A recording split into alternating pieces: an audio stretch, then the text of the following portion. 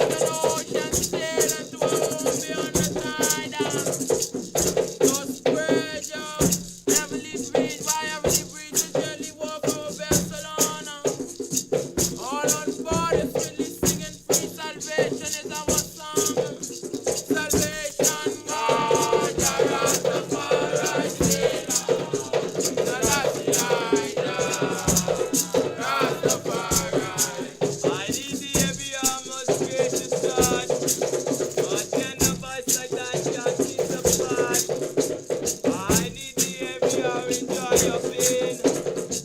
Come quickly and abide, all life is vain. I need thee, oh, I need thee. Every hour I need thee. Oh, blessing of my Savior. I come to thee. Down, yeah, Rastafari. King Emmanuel the Seven.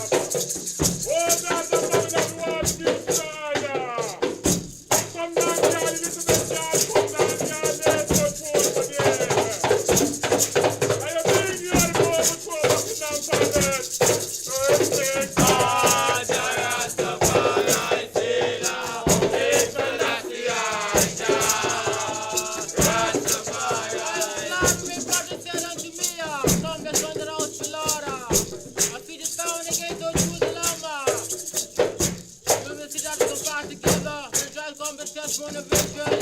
Give thanks unto the name of the Lord. Blessed tools of judgment, tools of Joseph David. Pray for the peace of Judah, love that you both that love thee. Holy Emmanuel, I, Celestia,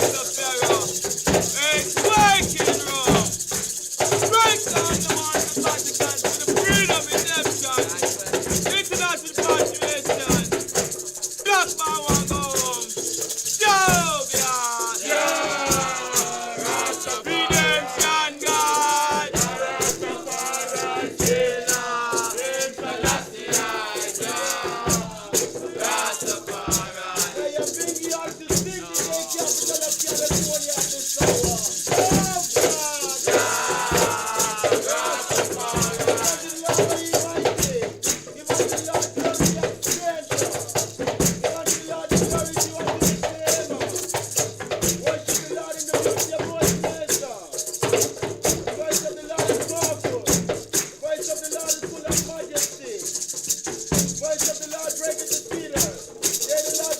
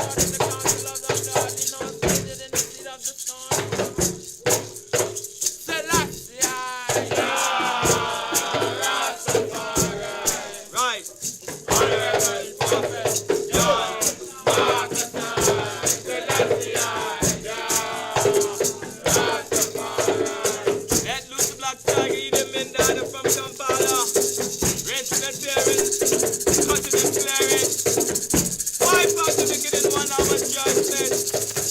I wonder where the white men are going. For we want them to come out of Africa. Not even a white bird can fly over the land instead of a father. John! Marcus!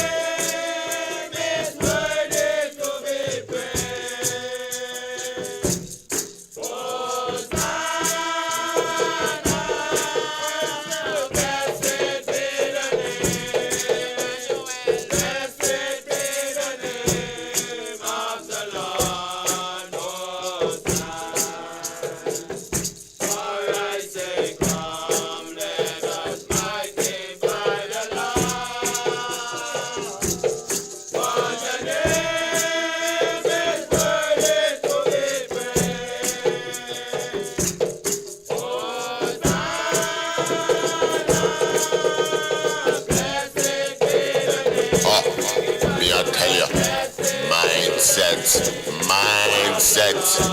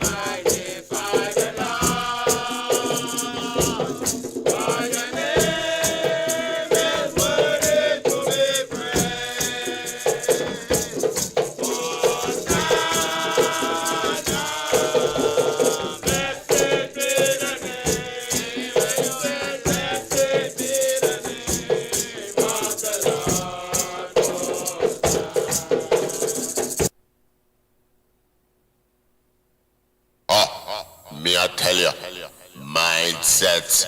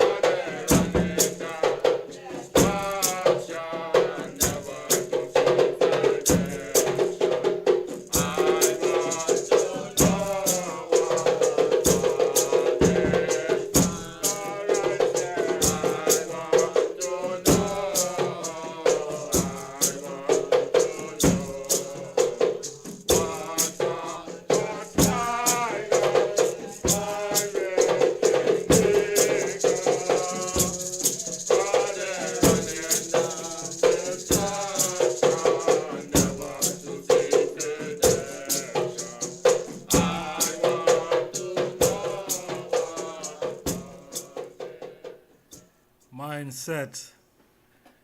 Blessed love, manners and respect. For great day them in the divine name of His Imperial Majesty, Emperor Haile Selassie I, Empress Menen I, Holy Emmanuel I, King Selassie I, Jah, Rastafari. Yeah man, one more day above ground. As we know, life is our ultimate position. No greater than that, no matter what go on. On top of what go on. See? Yeah, give thanks. One more day above ground. Yes, honorable family, more and hear them tell me how my sound. If they hear them, I hear me loud and clear. If you know if me I come through, they hear them speaker box loud and clear. So give me some signal. I want to large up everyone in the chat room, manners and respect. Pleasant good evening, good night, good morning. It's what now? It's 8 minutes to the hour of 12. Yeah, 8 minutes to 12. See? You know, so I look for something in a place and can't find it. Yeah, I wanna kinda hear myself through the earphone and see how I'm coming through, but can't find it. Yeah, it's a cut and clear, Empress Brandy. Manners and honors. Okay, so the item I hear me loud and clear. That is great. Perfect. So that means my new little setup in the studio here is firing. And yeah, it's up and running. So give thanks. Zim kinda set the microphone a different way today. You know, so I wanted to, you know, kind of show myself. I haven't shown myself on the platform for probably over a year now. You know what I mean? Different from videos that I've, you know, done in Ghana. But I haven't actually shown myself and the platform. So I wanted to do that tonight, but for some reason or another, the camera that I wanted to use has frozen, and it's just showing a still picture of myself, which is not good. You see me? And we can't really do nothing about it right now. So I guess I, won't be unveiling my image, if I can call it that, tonight. So, another day we can do that. You see me? But it's great to have everyone here.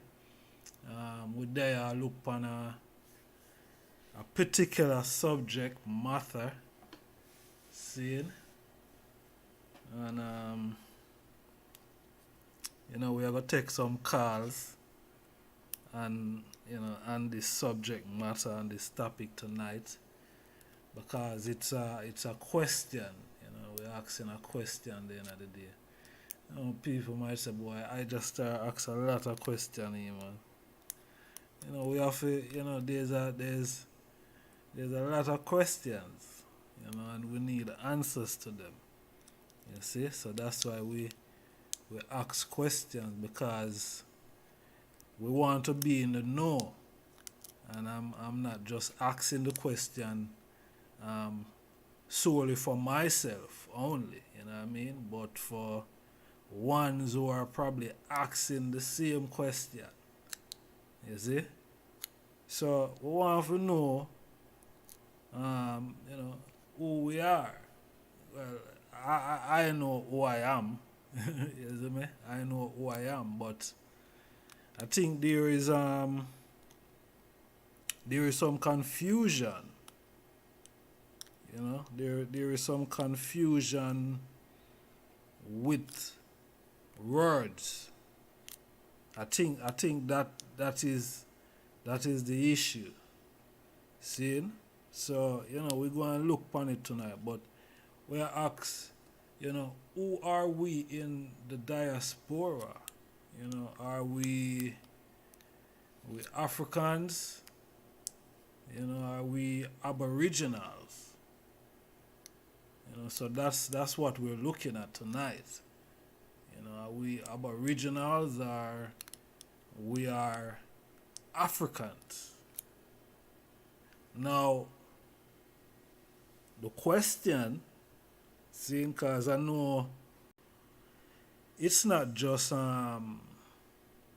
African people that is here on the platform, so, but it's really African people. The question is being directed, but anyone can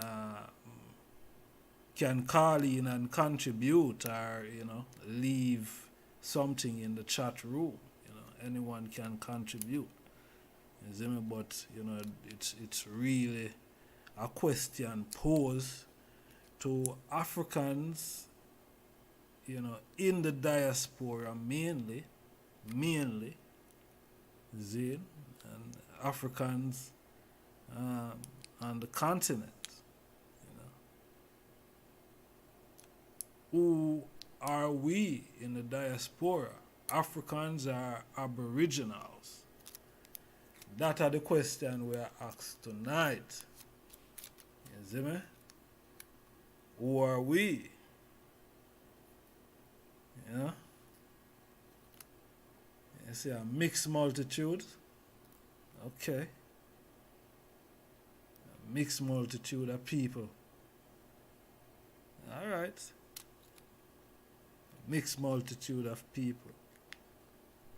Interesting. I think there are different nations of people in the diaspora.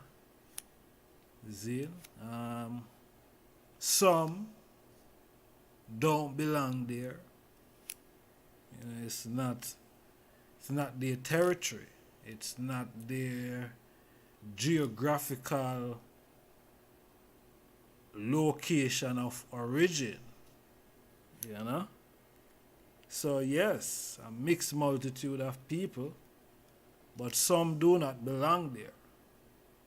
Some are originally not from there. You see me? Some went there and pillage and kill, murder, rape, name it, to the indigenous people that was living there. Yeah, to the indigenous people who were living there. People left from for them part of the land, part of the world, and went to the Americas. See? Went to the Americas and pillage. See? And I know a lot of ones now I've been hearing a lot of ones saying that in America particular that there are Aboriginals. See? They are Aboriginals.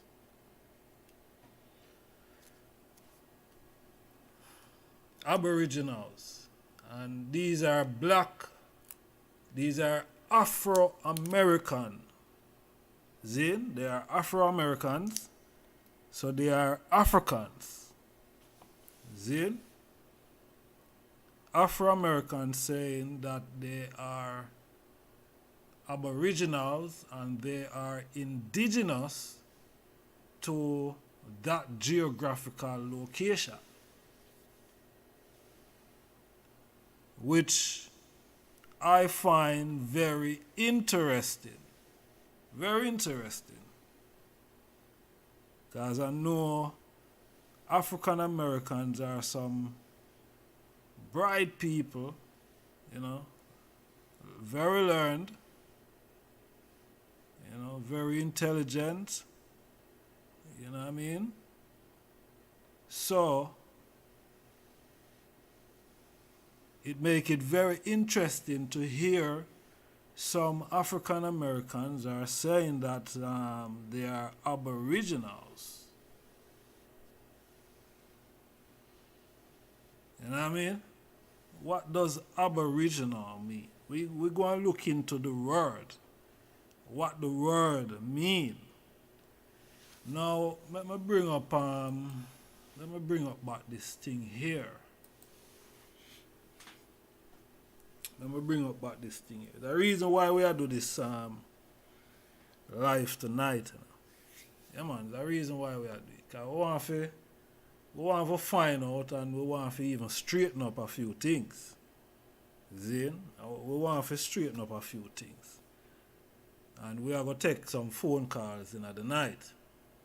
See? We're going to, we're not there to talk about our life tonight, you know. No? But they have to take some phone call and interact with the item. You know, it's a family settings and I don't have all the information, but I will share the little that I have. You know what I mean?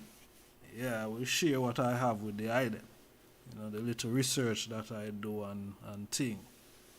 And the knowledge and, you know, over the passage of time. So, but, let me start here, so. See? We must remember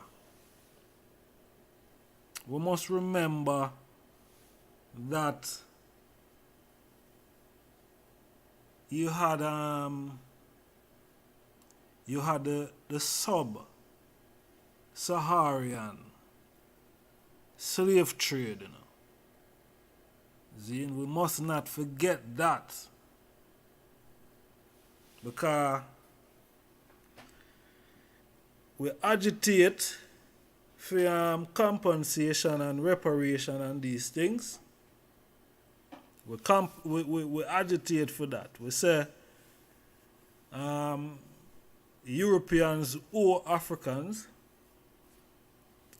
for their involvement in the slave trade.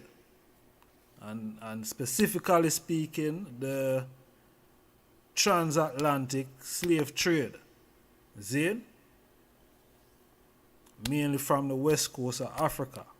Now, you had the sub-Saharan slave trade way before the transatlantic slave trade. See? Yeah. At least 700 years before that. You see me? I probably may have pushed it a little bit too much. But, yeah, probably 500 years before the transatlantic slave trade. Now, we always say, boy, the Europeans, them owe we as Africans, as Rastafari people, because it's mainly Rastafari people started to agitate about that. Zine.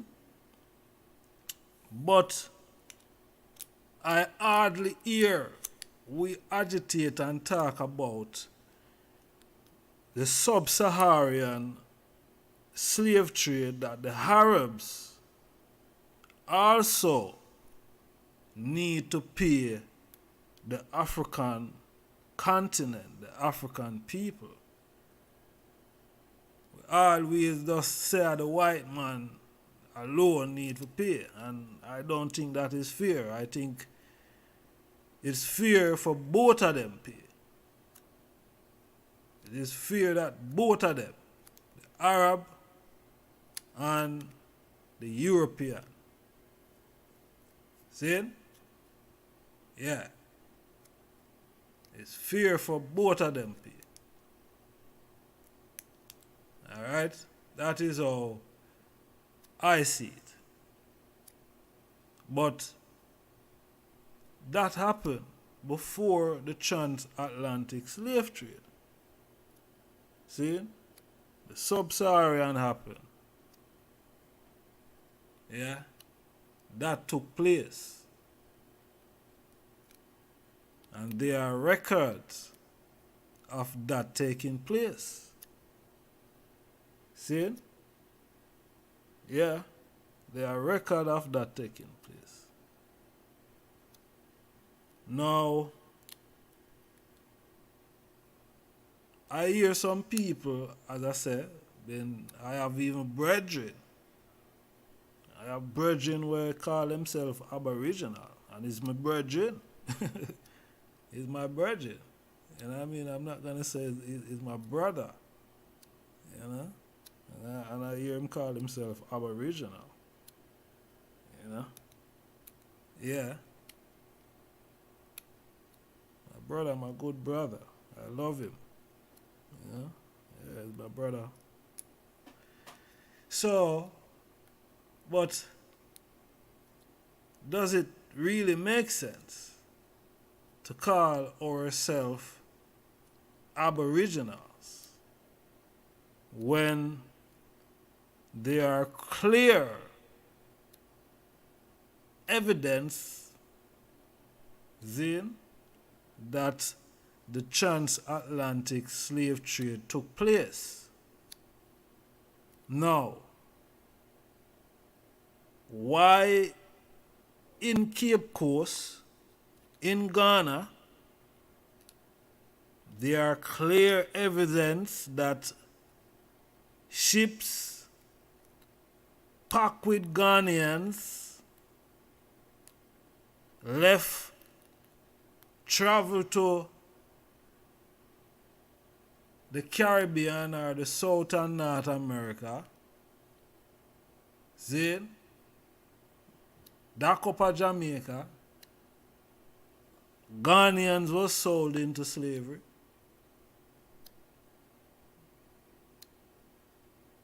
Why are there evidence of that?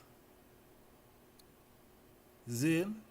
Now, why I'm asking that, is because I posted a video the other day, Zane, and it was Queen Africa that was on the video, and she was saying a lot of things. Zane, she was saying a lot of things, interesting things. All right, but what really led me now to do this live is not so much what she was saying, is a comment that someone left on the video. Zane? Yeah. The person, I got just paraphrase, they said that, let me tell you now something, no ship, no left from Africa and come round here. Zane? That is the comment, but that's a paraphrase still, where the individual left and the video. Zane?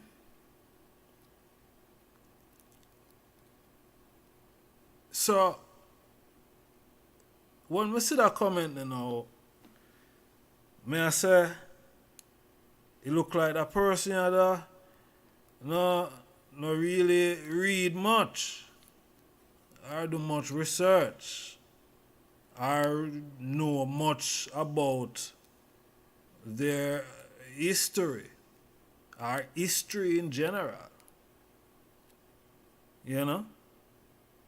So, we know we have a whole Aboriginal sister in here that is very learned on the platform, who have knowledge and information, just like myself here, Zane. So, for that individual, because I think that individual haven't been reading much, Zane, so they don't know.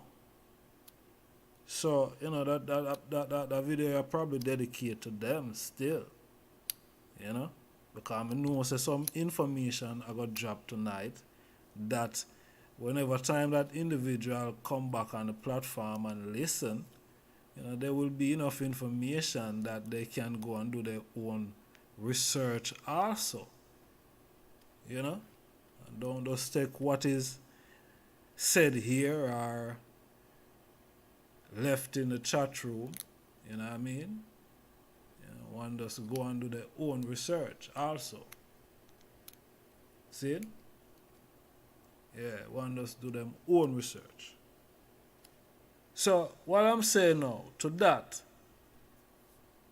in Cape Coast, there is clear evidence. I went there, I saw for myself, I saw with my own two eyes. I mean, I talk about what somebody see and tell me now, you know. I'm talking about what I saw. And I went there. I went up to Cape Coast. Trigger Boss Vibes. Blessed love, you know, my general. Manners and respect. Yeah, bless up Trigger Boss Vibes. My brother. Yeah, from another mother, you know. Yeah. Went up to Trigger Boss Vibes. Trigger Boss Vibes is originally from, Cape Coast. Yeah, and yeah, man, we go up at Cape Coast there and thing. We saw the castle and, well, the dungeon. You see me?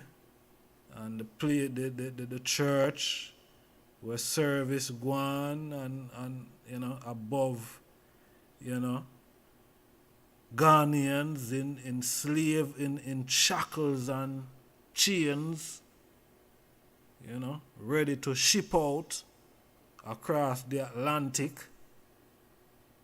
Yeah. Ghanaians, you know, in shackles and chains, being shipped. See? To the Caribbean.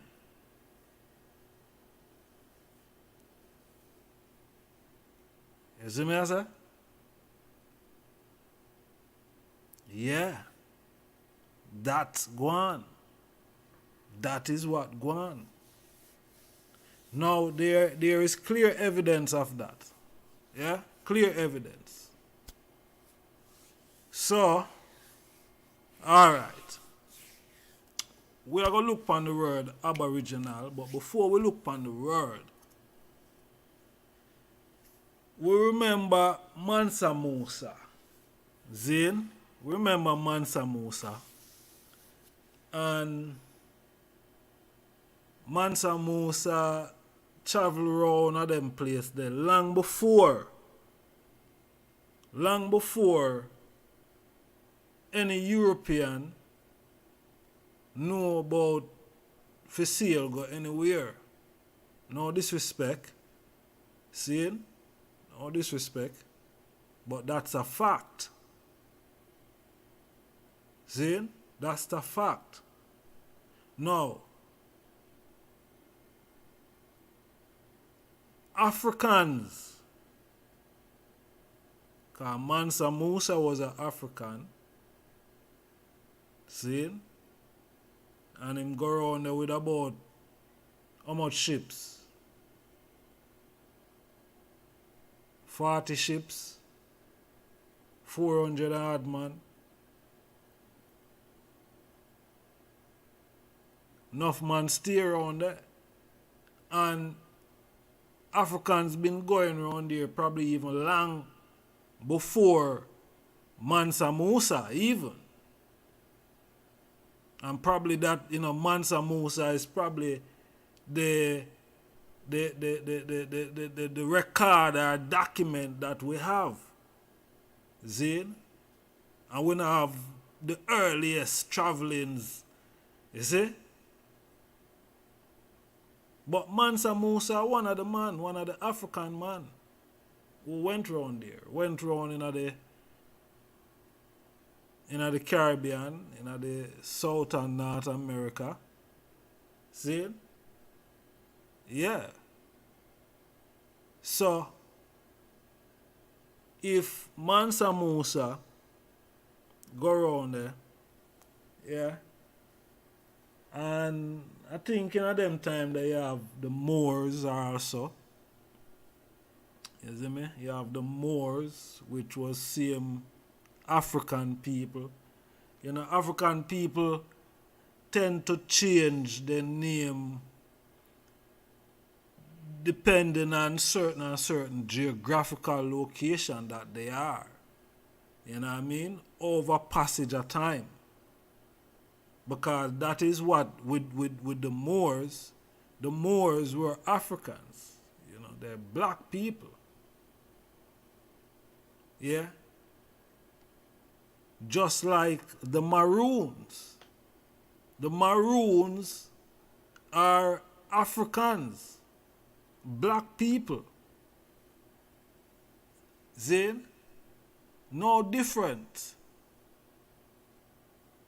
Them are African. The only difference between them is language, dialect, more wild. You see me? Yeah. Other than that, they're the same. Same African. You see me? Same African people. Now, if you look on your screen, you see two beautiful African sisters there. Zane, one with a pot on her head, and I don't know what the next thing is. Zane. But those are Africans. Zane. They are African queens. African empress, African princess, African sisters. Now beside them, you have one crocodile or one alligator up on top of the coat of armors. Jamaica coat of armors, that. Zane? And you have two people on both sides. Now them two people now, saying they're either Arawak Indian or they are Tainos. Zin? Yeah. Arawak Indians are Tainos. Now, it's quite weird and strange that if the Jamaican people, see, are Aboriginals, some of them at least, see, and they're not from Africa, just like the Maroons, them say it's not Africans. You know, they are Jamaicans, them did there before slavery.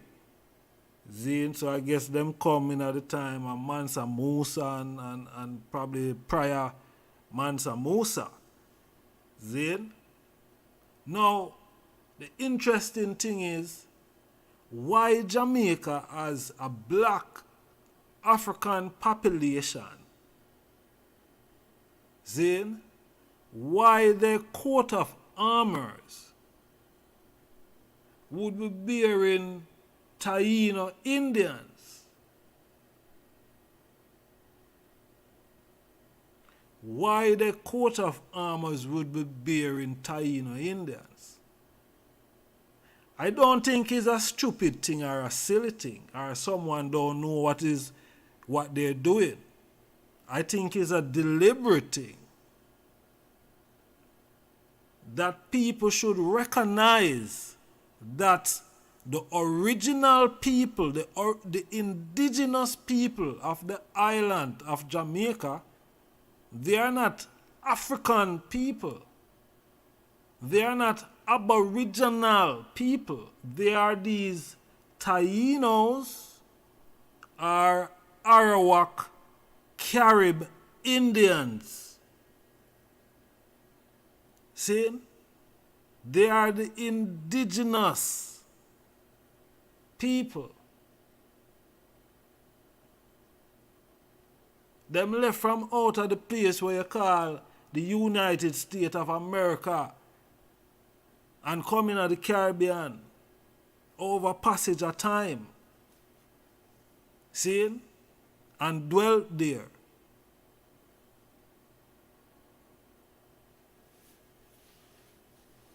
See? So, the Jamaica coat of arms is really sending a message. Why the people do not accept the message? Because Jamaica been independent for how much years now, you know? From 1962? Jamaica been independent. Now, I'm sure if that was something false and not right, they would have done away with it. You would have said to one woman, either one man in our one woman in our battery rider, or you'd have see something of Jamaica. Oh, the culture of Jamaica. Now, that coat of armor, Zine, it doesn't represent the people on the island that is occupying it now today. It doesn't represent them.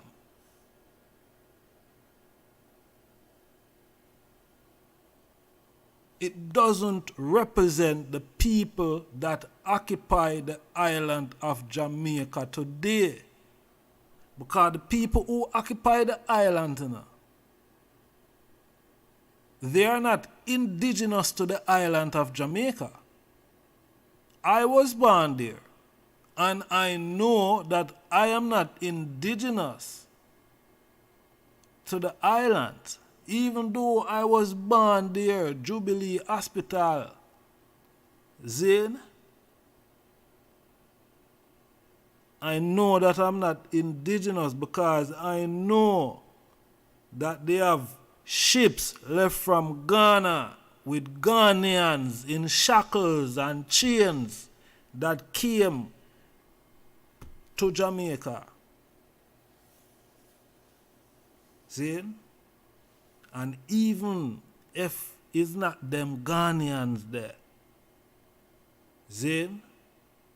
And are the ones them where they trod with Mansa Musa. Think that's what? The Songhai Empire? See? Mali Empire. If are them brethren there, them are African. If they are the ones today that is being referred to as Aboriginals and Maroons, they are Africans. And they are not indigenous to the island of Jamaica. They are not indigenous to the island of Jamaica. No time at all. Zin? No time at all. They are not indigenous.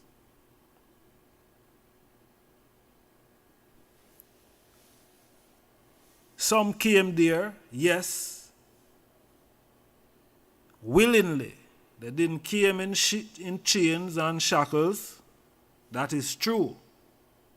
That is correct.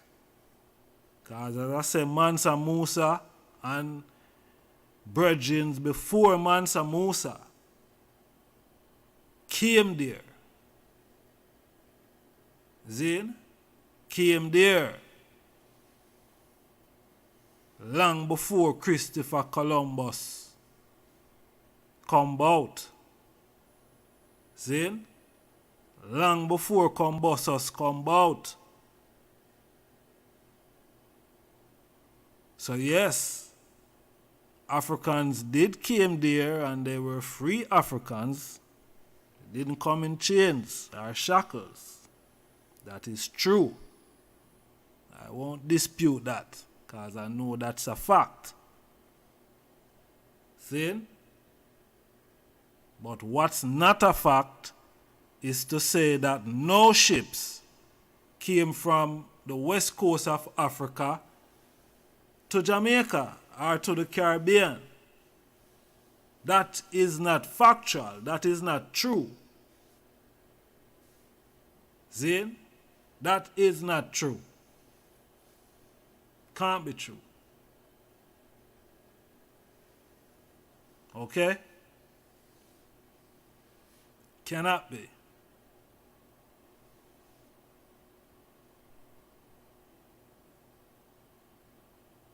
Every Jamaican who is a black man and woman is African. As I said earlier, African people, when they move to different geographical location, their name tends to change over, well, them name not change, but what they are called tends to change. See? Yeah.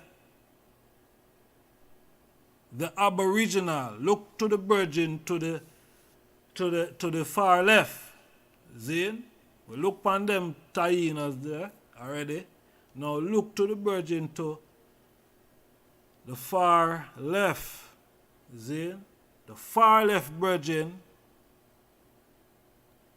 is who European call Aboriginal.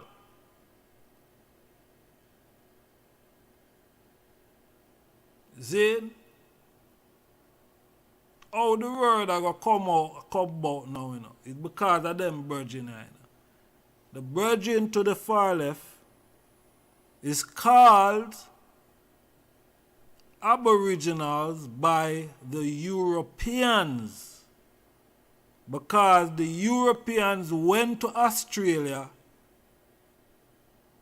went there to do the same wickedness that they did in America to the Indians there. And it's the same thing they plan to do with these Aboriginal black African people. That is the same thing that they plan to do. Now it's them call them Virginia Aboriginals. It's them call them that, you know. Them probably don't even call themselves so. But the European go around there. The Englishman, to be specific, is him went there. See? And capture the people them land.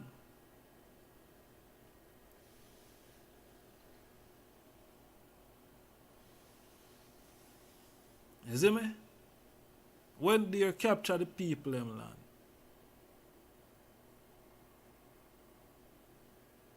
Yeah. Try to extinct the people them. Capture them land. Then call them Aboriginal.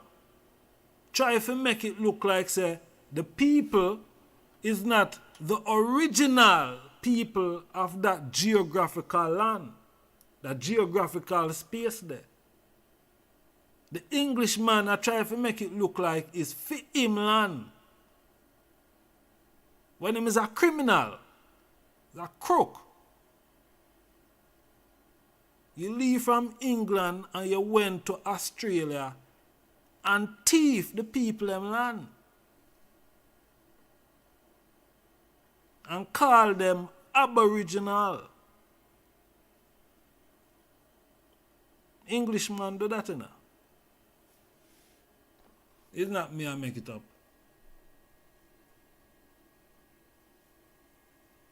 It's a fact. Him document it and show it.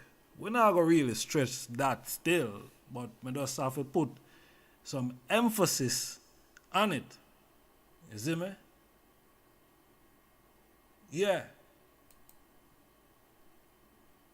Because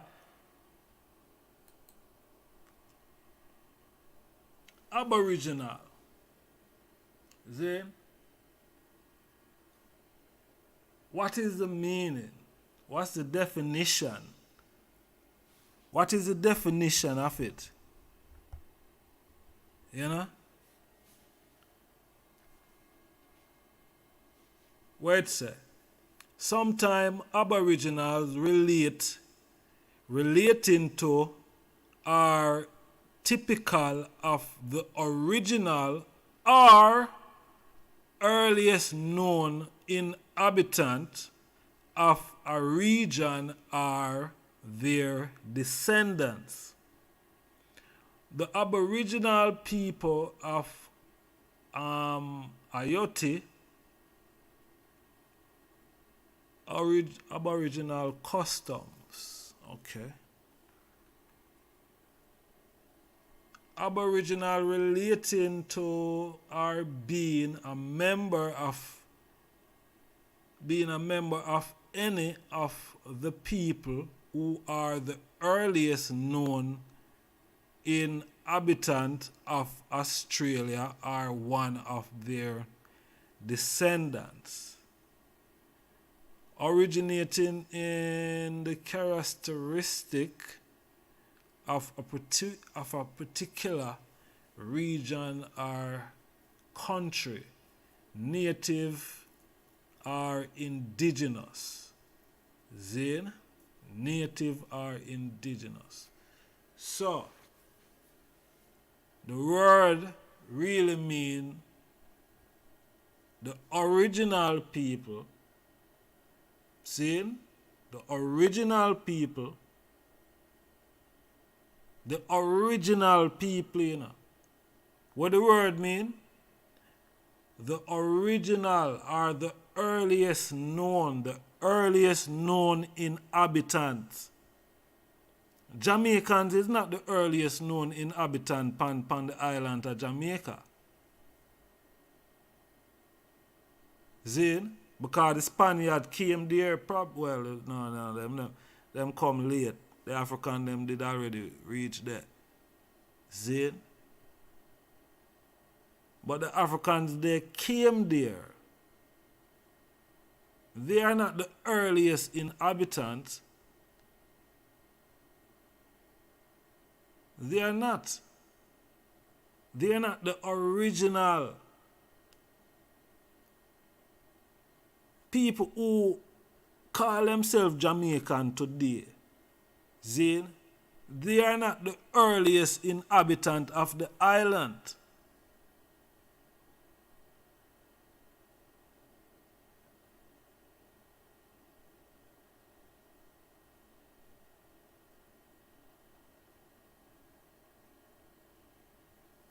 You see me? They are not.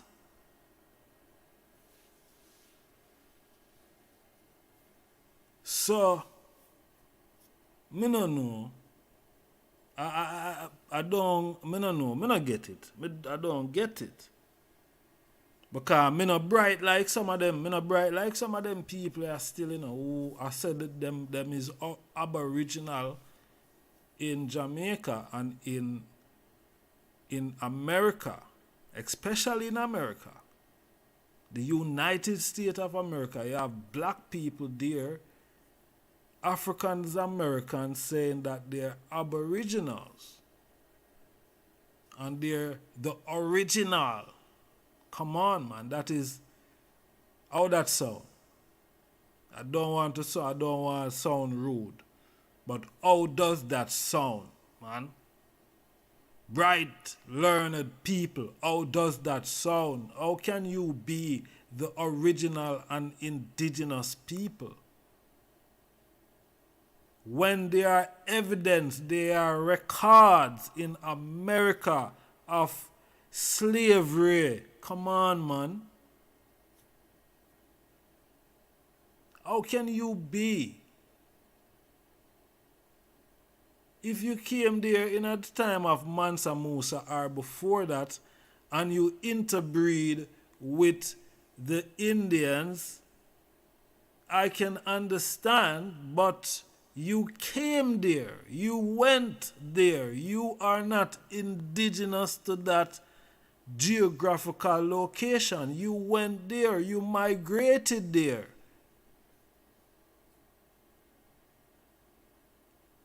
You migrated there. You're not originally from there. Come on. Speak the truth, man. Speak the truth. Stop confusing up the things. Stop.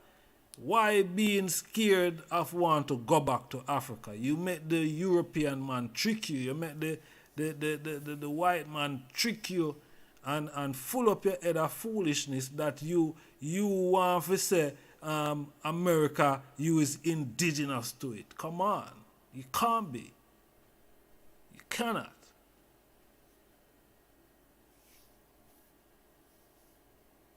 You are no Aboriginal.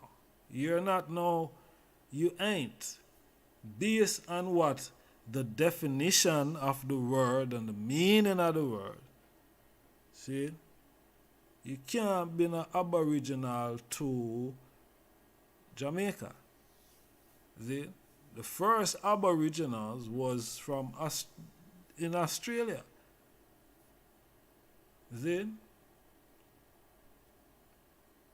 Yeah.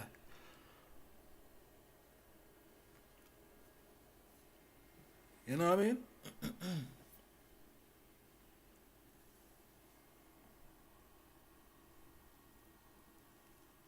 Yeah. So I don't know. I don't know what some people are researching and what some people are, it doesn't make sense. Some of the things them don't make sense. Or, you know, I haven't read these books, or I haven't come across these information that others are privy to, you know, because I'm just a little individual here, you know what I mean?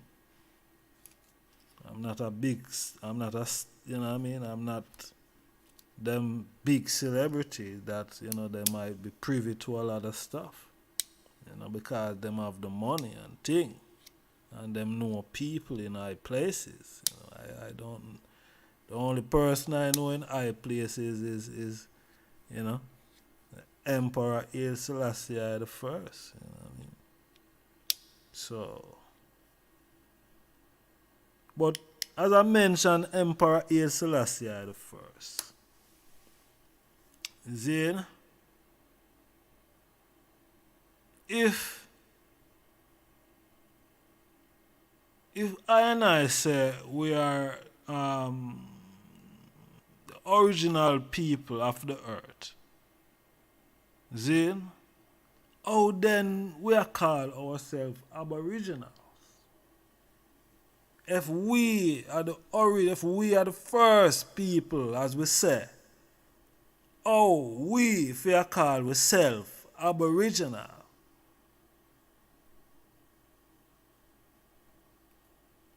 Oh. But anyway, as I said, His Majesty went to Jamaica, then, and His Majesty said that the Jamaicans are the African and the Ethiopians, they are blood brothers. That is what the Emperor of Ethiopia,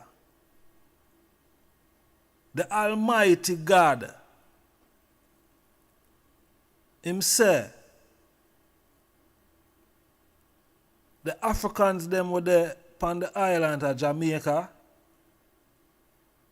who declare him as God. Him say, them and the Ethiopians are blood brothers. So, if that is the case, and people are now saying that they are Aboriginal, what are you trying to say? His Majesty is lying when he says that the Jamaican people them and the Ethiopians are blood brother? One and the same, and the leopard never change their spot? What you're saying, His Majesty is lying? Is that what you're trying to say to me? Or to the rest of the people?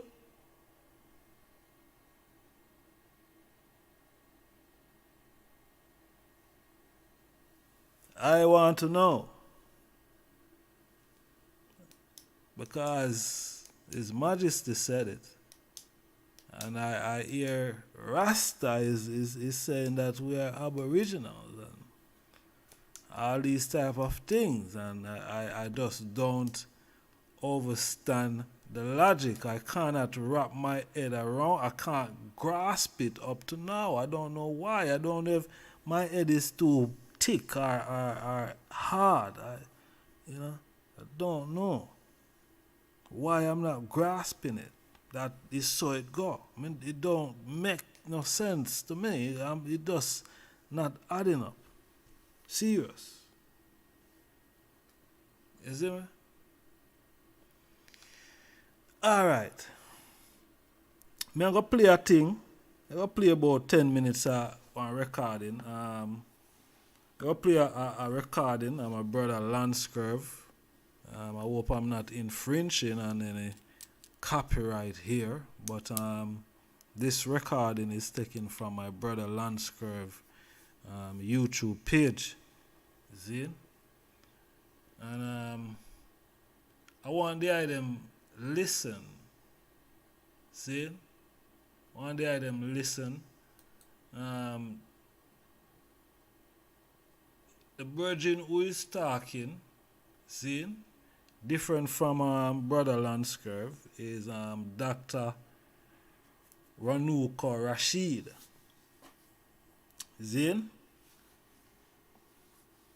Yeah. And you know that virgin is very learned and, you know, well traveled and well learned within, you know, African and world history. So I go and play this recording here, see, probably for about 10-15 minutes out of it. Alright? Yeah, I'll play 10-15 minutes out of it.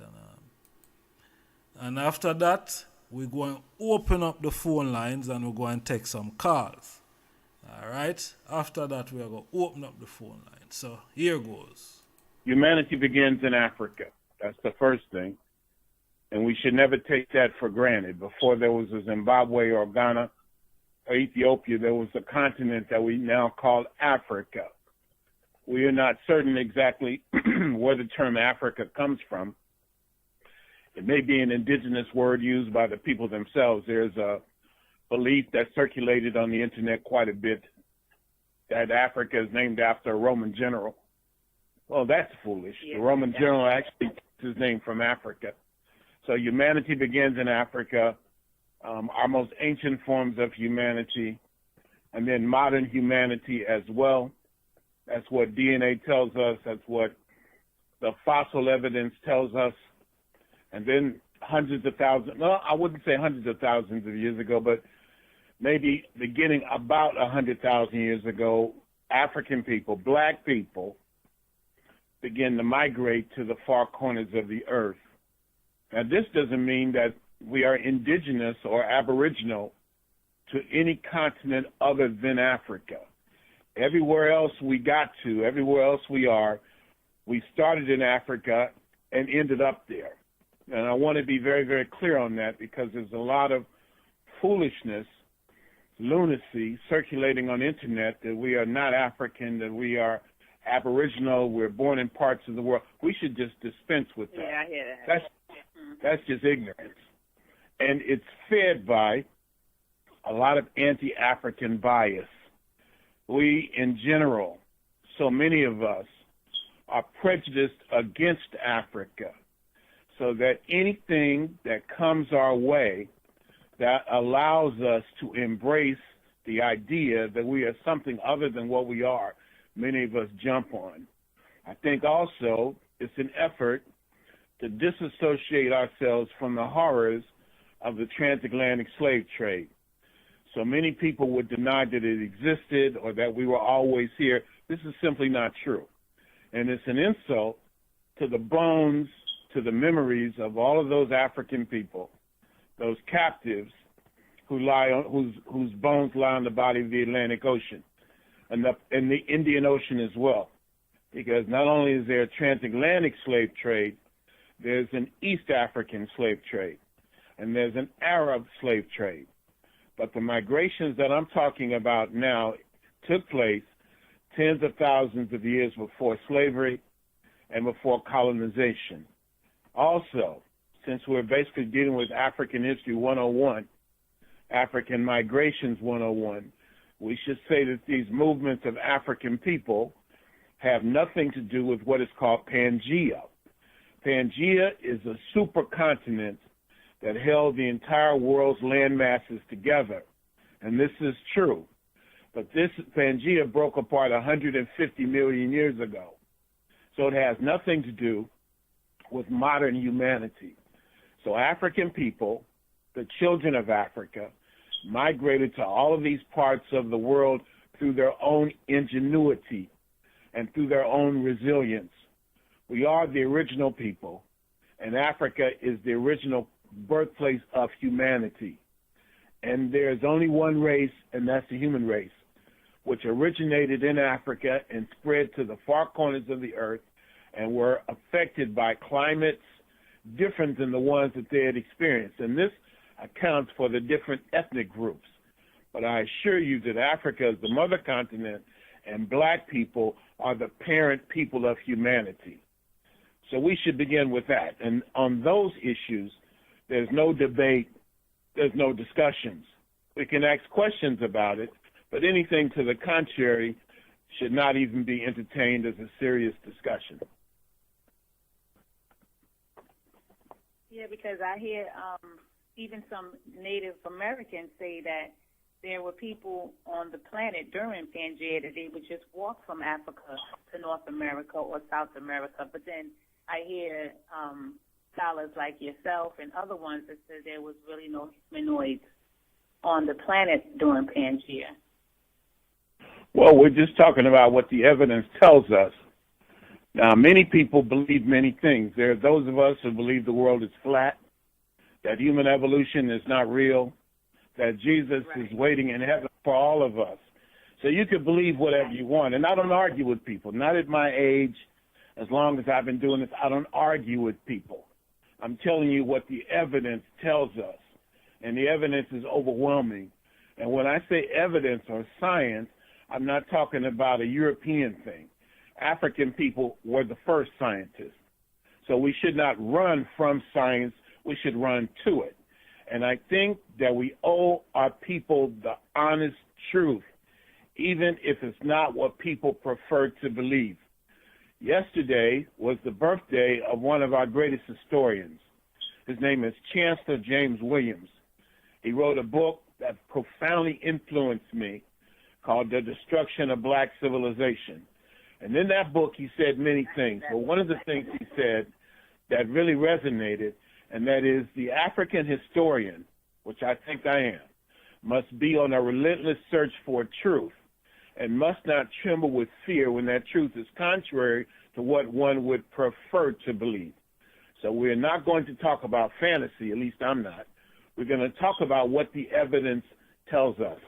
And this line of the background, the foundation that I gave you, is pretty much what scientists agree on, African scholars, and that's the platform. I think we need to have a strong foundation. I believe there's an African proverb that goes, if you know the beginning well, the ending will not trouble you. So we should start at the beginning.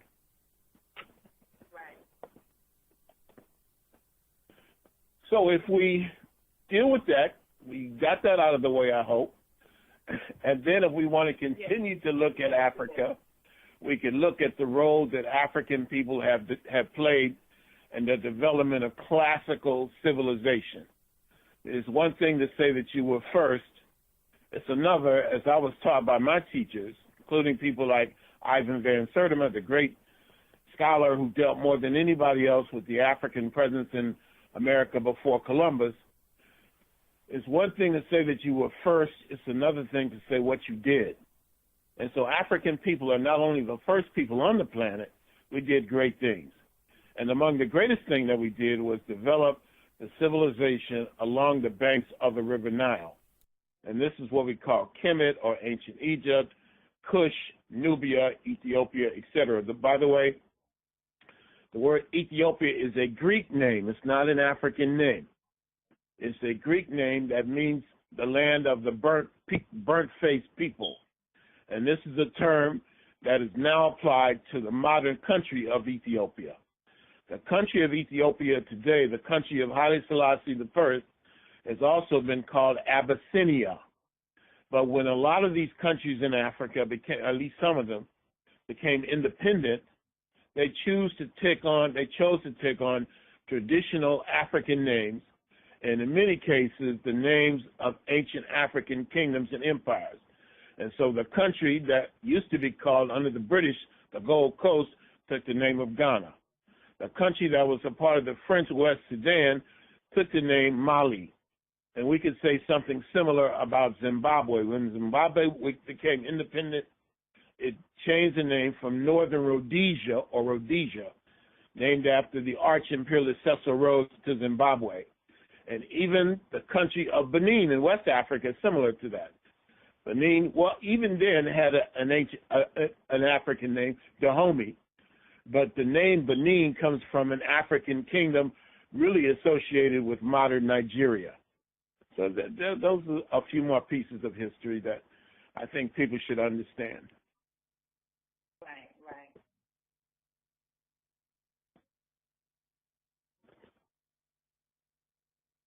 But then when we're talking about, oh, go ahead. Sorry.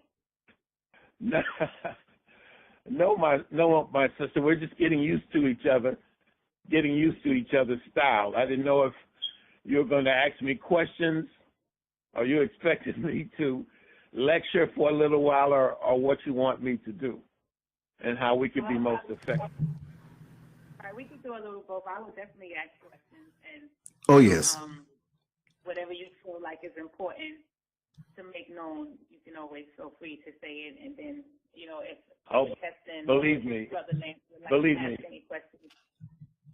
Believe me, I'll definitely step in and let you know where I think we should be going. But I think it would be better if you and the other co-hosts ask specific questions that I might try to answer and be most effective. Most definitely. What do you want to know? Okay, let me. Brother. Yeah, I feel like a hungry man who arrived to the all-you-can-eat buffet, but I'm so hungry I can't even decide what plate I want yet. So, if you could just speak on a few, if you could just speak on, my dear brother, some of the common fallacies and common misunderstandings about the continent of Africa and the various countries and cultures within, just for a few minutes, that would jumpstart me into some very specific questions, because already I have to tell you, I love your energy.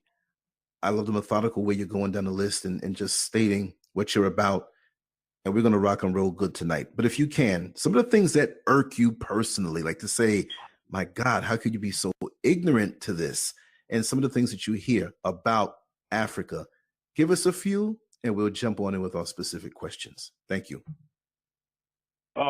Brother, we have so much because we are taught basically, I think, to be anti-African, to instinctively reject Africa, because African unity, black unity around the world, would be the end of the system that we call white supremacy. I mean, black people will come to power again. I think if there's nothing else that we agree on, I think almost every black person would say, or at least the vast majority, that we need to unite, that black people have to unite. And so what can be the basis of that unity? A deep sense of pride in who we are. I think that no matter your gender, no matter your age, no matter your class, all of our people want to feel proud of themselves. I think that all of us, deep down inside, want to feel like we come from something bigger than ourselves, something that will allow us to hold our heads up high and be proud of who and what we are. This is the key. If we are able to develop a deep-rooted knowledge of self, it will transform everything. And this is a very important point to make, because a lot of times people will ask, well, why is history important? We have so many problems, so many issues that we're trying to contend with right now. We really don't have time to talk about what happened 10,000 years ago or a million years ago or even yesterday. So it's very important to make it clear why knowledge of self is important, why this exercise is significant. So what I say all the time is, what you do for yourself depends on what you think of yourself. And what you think of yourself depends on what you know of yourself. And what you know of yourself depends on what you have been told. So if you are programmed, if you have been told all your life, 24/7, cradle to grave, womb to tomb, that you ain't nothing, that you come from nothing, that your people never did anything, you will act that out. And you will be prepared to embrace the worst ideas about yourself. You will embrace the N word. You will use the B word. It'll roll easily off your tongue because you don't know any better. But if you are taught to believe that you come from royalty, kings and queens, that you are the first people to give humanity to the world, civilization to the world, it changes everything. You begin to look at yourself in a different light, and you begin to look at people in your community in a different light. And that is why what we're doing is so important. Now, the key is not just the fact that it's important, but how do we instill that desire to want to know into the masses of our people? That's the difficult part. How do you inject a desire to want to know that we've done things in our community? And these things are really, really, really, really basic. Now, in terms of Africa itself today, there are 54 sovereign, so-called sovereign countries in Africa. Notice I said so-called because they are European creations. Europe invaded and colonized Africa. And now those countries have some level of political independence, but economically they're still enslaved, and culturally they're still enslaved. In many ways, Africans in America, at least conscious African Americans, that's us, are more advanced in terms of African identity than most sisters and brothers on the continent themselves, because they had the same colonizer that we have. And we are all trying to throw off the shackles of mental slavery. So one of the things we must do is give our people a sense of pride in Africa. Then you wouldn't have folk talking about, I ain't no African, I'm an Aboriginal. And we must explore that fully. Now, the thing, I guess 2 or 3 things, and I'll shut up for a moment. 2 or 3 things that really, you asked me, that irk me more than anything else. One, when I hear black people in the United States say, I'm not an African. I ain't got nothing to do with Africa. I didn't leave nothing in Africa. Now, that really is like somebody talking about your mother. That's horrible. Yeah. And then number 2, well, we can start with that. That's the key. We have to develop a deep love for Africa, because in loving Africa, we love ourselves. You can't hate the roots of the tree without hating the fruits of the tree.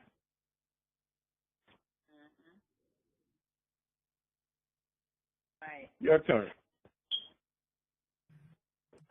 Oh, okay. I'll jump in. You're right. I was very surprised. I was born in New York City. I reside in Orlando, Florida. Born in 63, 55 years old. Never been to the continent of Africa or any country therein. But I always assumed, as a person growing up here in my journey, that those from the many countries in Africa were more enlightened than me to what Africa was all about. It was a shock within the last, I'd say, 10 years, because I've been online a lot and I read a lot, but the online experience has affected me greatly, because now we have the ability to connect to people in live time all over the world without even as much as licking a stamp. So when I began to talk to people from the continent of Africa, born and raised, and look at the various websites that many of them had, and the buffoonery on a lot of the websites that they had that mirrored what we have here, comparable to reality TV shows, celebrity worship, the decadence of the colonizer, it was disappointing to me. And in my dealings with many from, and I know many from Nigeria and Ghana, especially when I was in New York City and hustling after work, driving a taxi cab and dollar van, I got a chance to really hang out with many of them. And what happened in those personal dealings, they prostituted the fact that I thought that they were righteous black brothers from the motherland and ripped me off faster than somebody would over here. I'm saying, wait a second. These are the guys from Utopia, from the motherland?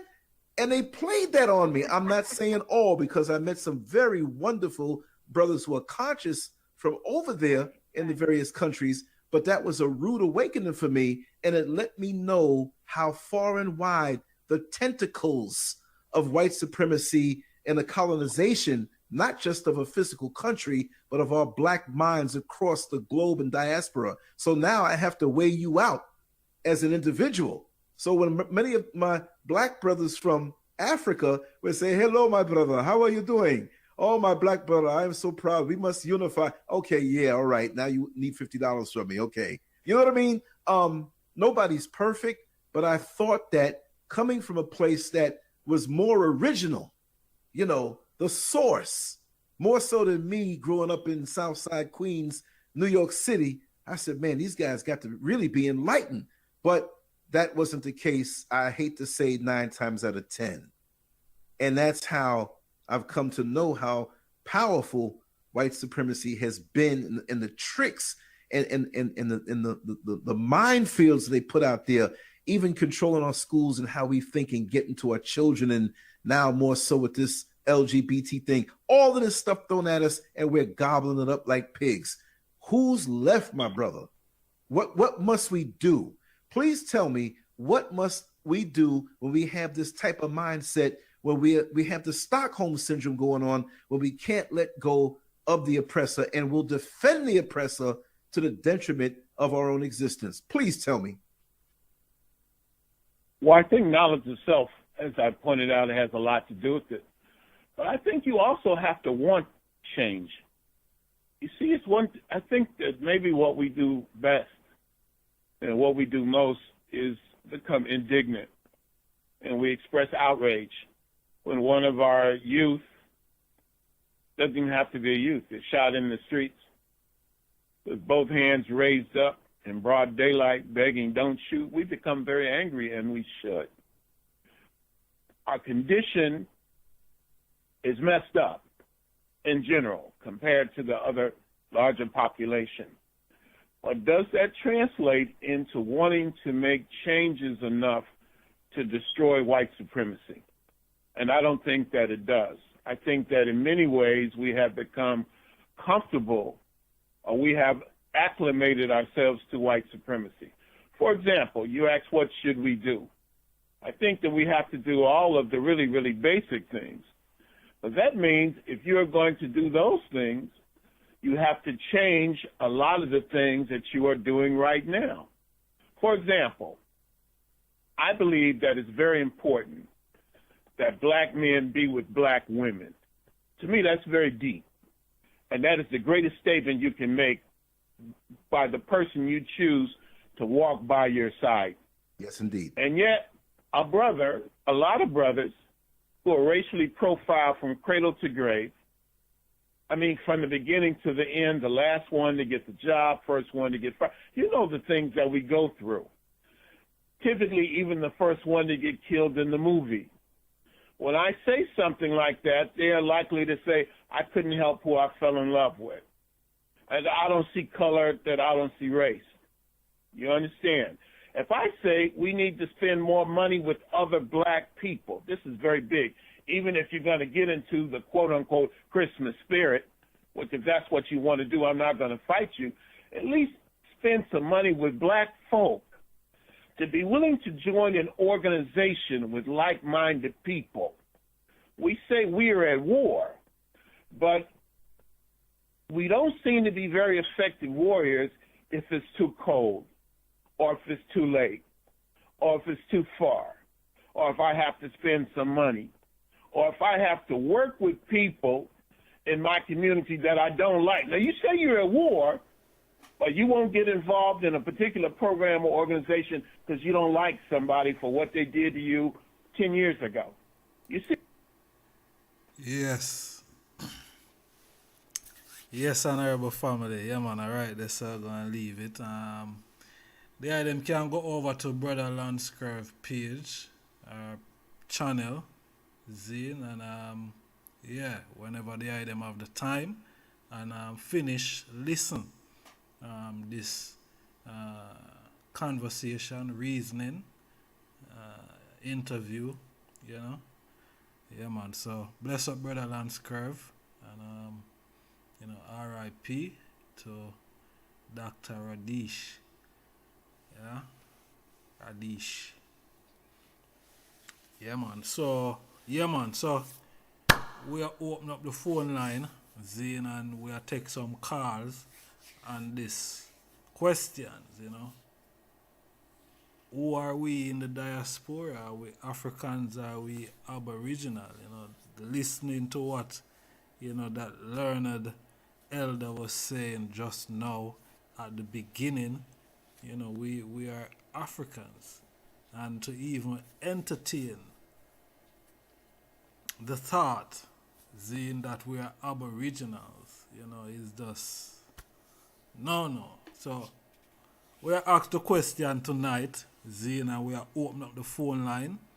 There them can call in on 07852 923892. Zine, yeah, we're taking calls. Yeah. And 07852 923892. Yeah, them can link me on the WhatsApp. Or there them can call me straight. Okay. Yeah, man, we'll take calls tonight. We want to hear your views, your thoughts, and the question. We ask a question tonight. Africans are Aboriginal. What say you? What are you? Who are you? What is your origin? If you was from the Caribbean, or if you grew up in the Caribbean, or in America, what are you? Are you African American? Are you Aboriginal? Are you African? Are you Jamaican, Trinidadian? Are you Afro-Caribbean? What are you? What you say? You're Black British? Afro-British? What are you? You're Aboriginals? Born here in the UK? We'll take calls on 07852 923892. We're taking calls. We want to hear your views and thoughts tonight. See? Yeah. 07852 923892. I could put the... I will show the number upon the screen. Yeah. I will put the number up on the screen so the them can see the number on the screen. I could put the number in the chat room also. Then, yeah. So we are take calls, and are you Aboriginals? Are you Africans? What say you? Want to hear, want to know.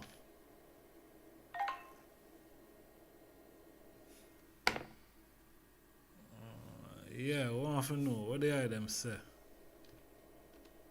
Aboriginals are Africans. Me are African,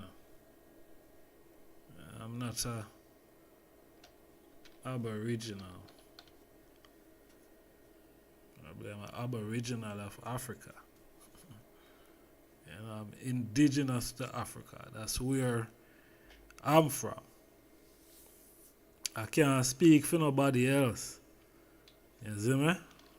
Because, people have said them is Aboriginal, so, I don't know, probably they are. But I'm not. What they are them say? We have to take calls on it, 07852 923892. See? Because the transatlantic slave trade did happen. That is for sure. There are documents of that. So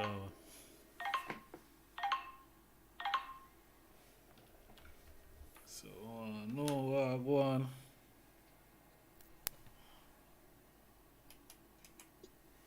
Blessed love. Blessed love, my Lord. Yes, Honorable, I just start. Give thanks for life. Give thanks for the dawn setting. Heart of love. Heart of length. In celebration going through Siome about Shanti. Holy Emmanuel I Selassie I Jah. Rastafari. Rastafari. My Lord. Yeah, man, Prophet Brian, you know. Yes, Honorable Coffee. Prophet. Yeah, man. Black Star Movement Association. Give thanks for life, family. Yes, Yeah, sir. man. Thought provoking as usual, my Lord. Give thanks. The specific topic has been a long standing one that I have experienced through the years. Reasoning on the road, different places, events, and arena, my Lord. And I must say, I don't know when it is going to be resolved. And it is okay. It needs to be sorted out, but if it's not resolved, it is okay, because everyone have the choice. With some knowledge and wisdom, some making their choices makes sense more than others, where ignorantly pick certain side in things, but unity needs to be defined, and unity needs separation from mental slavery. I is unapologetically Black African, and I say that with vigor, conviction, pride, and proudness to come from this beautiful continent we know as Mother Africa, the root of humanity, Garden of Eden, Mount Zion, you name it, primordial beings from creation, and from that central office of Africa, we stretch out and circumnavigate the world. Whether it's the Americas, Asia, and other parts. And it can be said that I did that before so-called races came about. Yes, because we have many different genesises and many different beginnings, my Lord. And in the past 6,000, 10,000 years, with the rise of the caveman, Neanderthal, and Denisovans, we are sharing the planet with these different mutated and hybridized races that the black race intertwine and mix with. And this advent of a race has come about. But I, as the black race, existed singularity before the advent of races, where we come and share the planet with, you can say, subgroups of the humanity as a result of, mutation and other things. Aboriginal, even within the native Indians, what them now say are First Nations of the Americas, and even what we know as the Aboriginals, what them say of Australia, they don't even like the term Aboriginal, because it's a term that is coined by Europeans, colonialists, that come there and see the pre-existing peoples of color and designate them with the term Aboriginal. And the native tribals, them not like the term, then consider it derogatory and lump them into one box based off of the colonials who come in and just lump them. And it was suggested of being primitive. Hence, them kill out the original people, them were in New Zealand, Tanzania, Tasmania and New Zealand and all those places in my Lord, in the South Pacific. Yeah. And then even the First Nations, them, of the Americas, whether the Inuit, them, of the North America, or the so-called Red Indian, them, and even the Amerindian, them, of Central and South America as well. So Aboriginal is a derogatory word coined by Europeans. And even if ones would want to suggest that Aboriginal mean first to be on the land and whatnot, the first place I rise as black people is Africa, like the Honorable Ronoko Rashid did state, my Lord. So even if I was first in other places that we come settle and make our home, that is not the first cradle where I start from. I is in the Americas even before the American Red Indians, but I start in Africa. I in the Asia and the Orients before the Asian man, what we know as the Chinese and the Japanese and, you know, the Mongolians and these things. But I start in Africa. So all the various places, I in Europe before the so-called white man migrate and come over to, you know, what we know as Europe today. But I originate in Africa. And this is the historical facts, the historical evidence, and the historical reality, my lord. So, yeah, I don't like what I hear, especially when I see the video there with Queen Ifrika and even other ones and what they're getting at, my lord, especially when them claims to them is Rasta. And we already know the score with Rasta say, Africa we are defend. Red, gold, and green.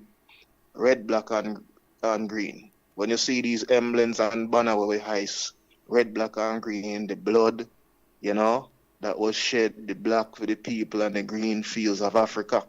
Red, gold, and green, we know say Ethiopian banner that, and that is sovereignty within Ethiopian Africa as well. So I don't know when these ones, they take up different things and then they contradict themselves with certain, I would say, new age notions about their history and where they come from, and it's just adding more confusion to the confusion already.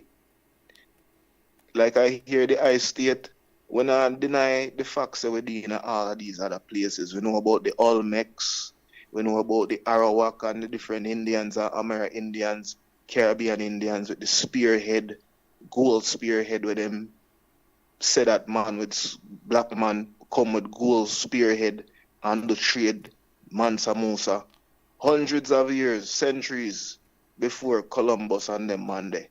And the history is even with the Moors, the black Moors, you know, of Europe and Spain and these things that was traitor to the black race. And of them even did come show the ancient trade winds when I navigate the sea, how to jump on specific winds that lead ones to the Caribbean. The Portuguese and all of them. You know? All of them different Europeans and these ones. So we know Africa is our home, the ancient pyramids. Them say them find evidence of cocoa plant, cocoa powder within the pyramids. And there is no cocoa powder in Africa in that sense. It's native to the Americas. So that is even evidence showing that there was trade going with the Egyptians in such time with the Indians, them colored Indians within specific time that pre-exists before Columbus' majesty. So we know the history say black people did everywhere, my lord, but we can't deny I home. That is like denying I mother. And if you deny your mother, you know, our father, because we know Africa, the mother and fatherland, that would equate one to being our bastard. Yeah, man. Yeah. So I cannot be an ungrateful bastard seed and deny my father and mother, my lord. Me have to hug up and kiss and get the supplement and nurturing, you know, and the principle and the guidance from my mother and my father, and it's none other than Africa, you know? Yeah, where the gods and goddess love to be, my lord. We hear in different time this thing come about the Moors. You hear say Moors want to deny Africa, but then we check it out, Moors want to deny black. But when we look, we know say the Moors them come from Morocco, then come from Mali. You know what I say? Moors relate to being an Islamic term kind in a them time there. So it don't make no sense. We come here about the Maroons of Jamaica. The history is that the ones them come and them run up in the hills along with the Arawak. Within Jamaica, there's Taino existing in Jamaica this very day. Colored Indians this very day within Jamaica where hard to get highlight and have them local settlement, the remnants of them with them second, my lord. Maroon is not a tribe. Maroon is a judgment ball term kind for just mean runaway slave, you run off. That's all Maroon means. And Maroons is not limited to just Jamaica. There's Maroons of America, there's Maroons of Dominica, there's Maroons everywhere there's judgment ball Maroons, because wherever I want to run away. they were considered a maroons, where they did black, non-black. So it's Right a across the term where Caribbean. Jamaicans take up now. Pretty? No, me I say right across the Caribbean. Right across the Caribbean. So it's just a term that meant run away. And it was being used before that was there was a relationship with the black them where run away, my lad. Because the Spain them come there, and even if there were a remnants of blacks that pre-existed before Columbus and did a interbreed with the local Amerindians them. Yeah. Yes, Master Musa did send forth his legion of ships to come to trade. And we can assume even before that just represent a time stamp in a history. Yeah. But we know say, come on. Long before. Millennia before that, my lord. The Phoenicians, them, various ones where, sea going people, we make boat pyramid did they carve out, we see ones with boat pan every Nile, all kind of thing, my lord. And the science of knowing the trade winds and these things. Even the Polynesian island, Hawaiian, Indian, them know those things. So look at Maga measly boat there, man, they are sail pan and go much. Hundreds, thousands of kilometers to different places, my lord. They never have to be no big ship. Masters have a trade winds them. We just go and look at thing and we step on that and zoop. We go through a little portal kind of thing and we reach where we reach. If someone's tried that and I know it, my lord, they ain't shipping up, mash up, go way out at sea and end up in a some place. So it was a science to know the trade winds them. You know? True. And we didn't know the thing because we were more in tune with the earth. But these maroon notions, we know so the maroon them must sell out. Notwithstanding, we hail up the royal maroon of Nani. We stand for on guard for the black race and no fall to ethnicity. I know say a race over ethnicity. And we give thanks to the greatest maroon I know we come out of Jamaica, and that is the Honorable Marcus Garvey, which is a descendant of the maroon. So while we know so there's a great maroon to fight for the freedom of one, in everything there's good and bad. But we know so the maroon treaty maroons them. We're out of the Kojo vibes and the rebellion, they will come up out of that. Where once them can take lots and part of the British can catch any other slaves them runaway slavery run for them life, my lord, and just forget for them like safety, then catch whoever they catch, kill whoever they kill, and work with the colonial, and that is the two judgment ball Jamaica where if Queen Africa that chat about two Jamaica, me know. The maroon Jamaica where they have the treaty was separate from the emancipation and independent Jamaica, which is the majority of Jamaica was still under neo-colonial rule.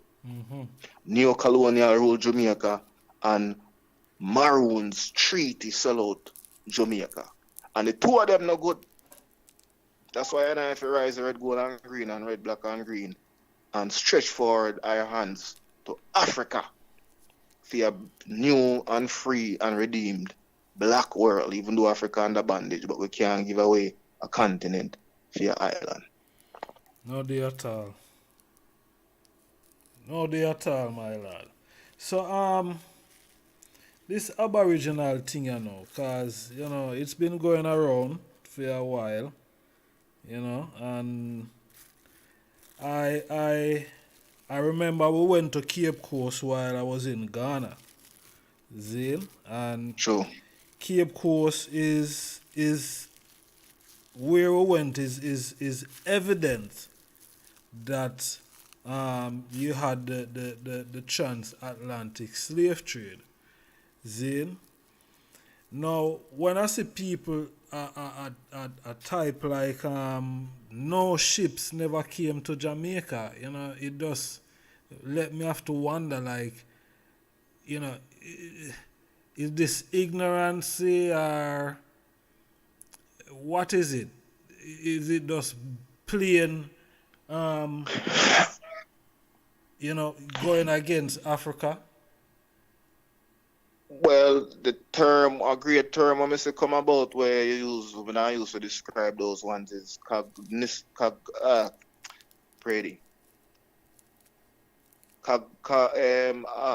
dissonance, just call it dissonance, cognitive dissonance, See? which is basically, it is an ignorance because it's no matter what evidence is provided for sure thing, one's basically denied. Refuse. Cognitive dissonance. Yeah. Willful denial of a reality even when it's plain. So it's the epitome of ignorance even in the light of information shedding light. I want willfully say, well, me not like how that sure enough, so me not take that no matter what evidence is sure. So it is a real house Negro meditation, self-hate, and inferiority complex. It is a psychological disease, and some of the ones them is incurable, my lord. We have that kind of mind frame. And for progress, for go forward, I can't come and buckle these kind of ones too much. We just have to allow them within their ignorance, pray for them who want pray for them, and proceed forward with those of like-minded, my lord, to bring about a change. Because it's not just Cape Coast alone. All along in the West Africa, I believe Sierra Leone, Nigeria, various slave castles, all these West African nations have their history, my lord. Some of them are the own black people, them even catching the slaves, hence Nigerians apologize, Ghanaians apologize. Yeah. I believe it was Ivory Coast apologize. Because all of them have their history and the raw evidence is still there with forts and castles today that basically housed I ancestors in a shackles and chain before them sent off, even islands off the coast, west coast of Africa, that was housed many slaves before them get shipped off to Europe. Some of the cases in the earlier days, it was Europe first before them even get more acquainted with the Americas and then start ship ancestors over there stuff into the cane fields and the cotton fields and these things, my lord. So all the evidence is there. Just like in Tanzania and Zanzibar and these places, it have the Arab slave trade and, sub-Saharan slave trade, Eastern African slave trade. Them say Africa not developed, Africa developed. But in enough cases, all of the forensic evidence is still there, my lord. Not much has changed. All of the forensic evidence, plain and the plain the ones can't see, my lord. So if ones don't want to face that reality, everyone have a choice. No matter how ignorant or wrong, we make peace reign, everyone have a choice. I just don't like when them want to target I know where I say Africa and I make it a black on black kind of clash. I want to try counteract and contradict the narrative what we don't have already. As pro-black Pan-Africans, we look for Sankofa and Garveland and I look towards reparations and repatriations and different things. And sometimes even the one them contradict themselves because some of them are say they never get slave and this, that. But when they hear about money and thing, when they have to do with reparation, my lord, then quick to go and say, yeah man, reparation, no want money. And he say, but if you never get slave, defeat the case. Defeat the precedents, forget a justice for reparations if you say you never didn't get slave. But say, you see this notion here, this saying, I remember a few years ago, probably about 10 years now, when a virgin came out on YouTube, a Jamaican virgin that was based in America, he had a presentation about this whole Aboriginal thing and the slave trade didn't take place and all heap of foolishness. You understand? And I think that particular video is what helped or what aided people to have that that meditation. Not saying it wasn't there before, but I think that just amplify even the ones in Jamaica to start thinking along that line to say, boy, that is the reality. We are not Africans, and we are Aboriginals, and you don't even know what the term means, and you're saying you're this. So I think from that video there, it kind of spark this walk type of Aboriginal vibes with ones and ones. Most definitely. Enough propaganda, cause we give thanks to the social media world. We are bringing information to the public and to the world. But while the information is open, there's good, bad, and ugly information and various propagandas that get pushed out there. And with enough local video and thing, it is easy access to information for ones who lazy if you go read a book or take in a real documentary and check certain bibliography and the source of ones bringing certain knowledge, certain things, my lord. And it is a quick fix for a pre-existing condition we're in the heart of some of the ones them in Jamaica, America, and black people through the world. The slavery, even if ones want to deny the transatlantic slave trade, them are going to deny the slavery as well, And the conditions that we go through slavery, I take pride in it, my lord. You know why? Because I overcome. While them broke we done and take well and thing, I overcome because I still there. So give thanks to the strong black blood we still keep with, my lord. And we are waking up to the reality of ourselves and are going home and are built. Even though we see enough things are going on the earth. But those ones take the stance now of enough of them covet America, Back when America did bush, they never did love it that much. But now when the white world come and slave out and build up real roads and build up high skyscraper now, the ones them get love off the concrete jungle development, my lord. And then with the propaganda of Africa, they know we have concrete jungle too. Them still just as a jungle and bush and the gods must be crazy and a kind of primitive backward vibe. So those are ones that will get soaked up in the negative propaganda aspects of Africa. And they get so toxic where they want to push an anti-African narrative against all evidence, all odds, all conscious reality of the black self. And take up this means Aboriginal, means native, means Indian to judgment ball. It's like they want to claim everything other than themselves. I am not black. All the man them say them not even black neither. Black is a term that just mean color, and black in the book of law in a quote, mean nothing or that. Me not care about that. We come for know say black, we identify each other fundamentally as having a pigment, a melatonin in our skin. So that bigger and broader than any local undercut, underlining local viewpoint of what black is, my lord. Because I never get slave because I am more. I never get slave out because I am maroon. I never can get slave out because I'm a so-called American Native Indian, even if one of them wants to say that. But slave out I judgment ball because they all identify us by our phenotype and our geography as black African. So at that we are going with the precedents that's been set, and at that we are defend. The same thing then can use one can conquer with, you go turn it back upon them and it go be with pride. And me rather can take on the pride of a black African, because the same one them way no one be called black African, them take up this nigger thing. This derogatory term for say nigger or that. They don't have no problem. Yeah, nigga. Yeah, I'm a nigger. Nigga mean good. Nigga mean I'm a brethren. All the judgment ball nigger if you call the term good. That the term gone bad from morning. That could never be good again. I love my American brothers or sisters, but they are used as a guinea pig and a pawn to help corrupt the rest of the world, my lord.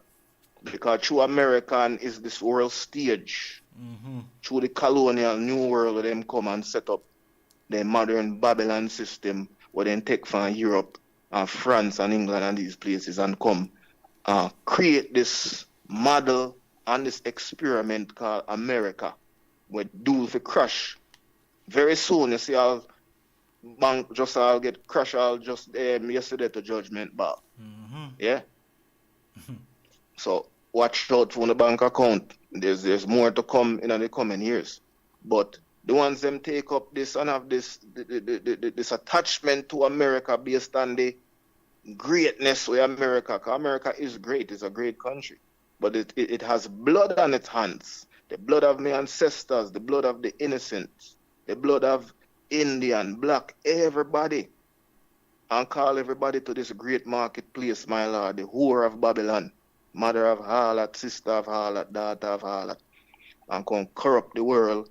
And I black people as a great people were greater than any America. And feel greatness not just start with slavery. Thousands, hundreds and thousands years ago, I greatness stand.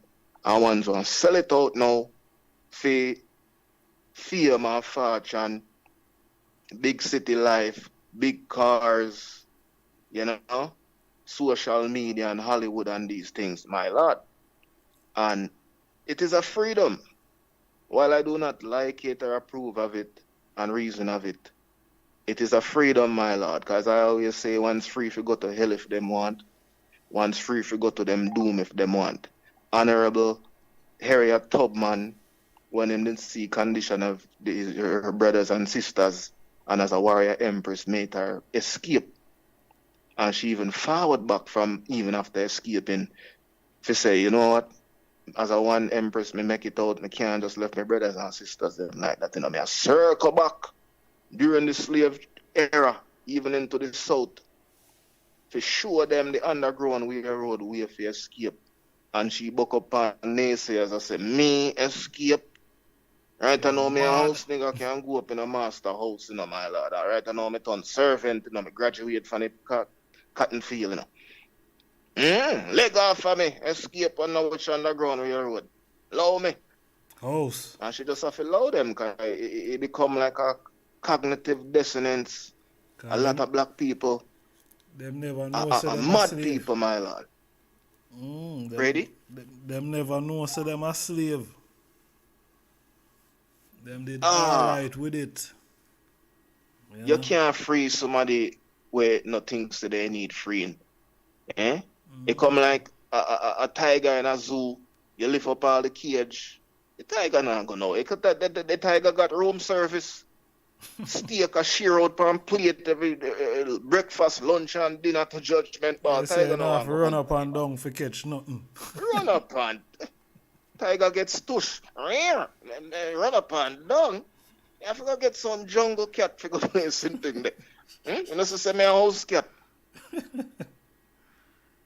Yes, yeah. So some of the black people them take on the mind state, my Lord, and it's so foolish, because the eyewitness it for yourself, the amount of development that has taken place within Africa and continue to go on, my Lord. Majority of these places in the Western world has reached their peak. Their industrial revolution has gone from a long time in the 1900s, my Lord, and then juicy out. You go from tough back work to credit card and debt, then rinse out debt. Now they ain't got a technology and Judgment Ball, cryptocurrency and that fiat money when what nothing.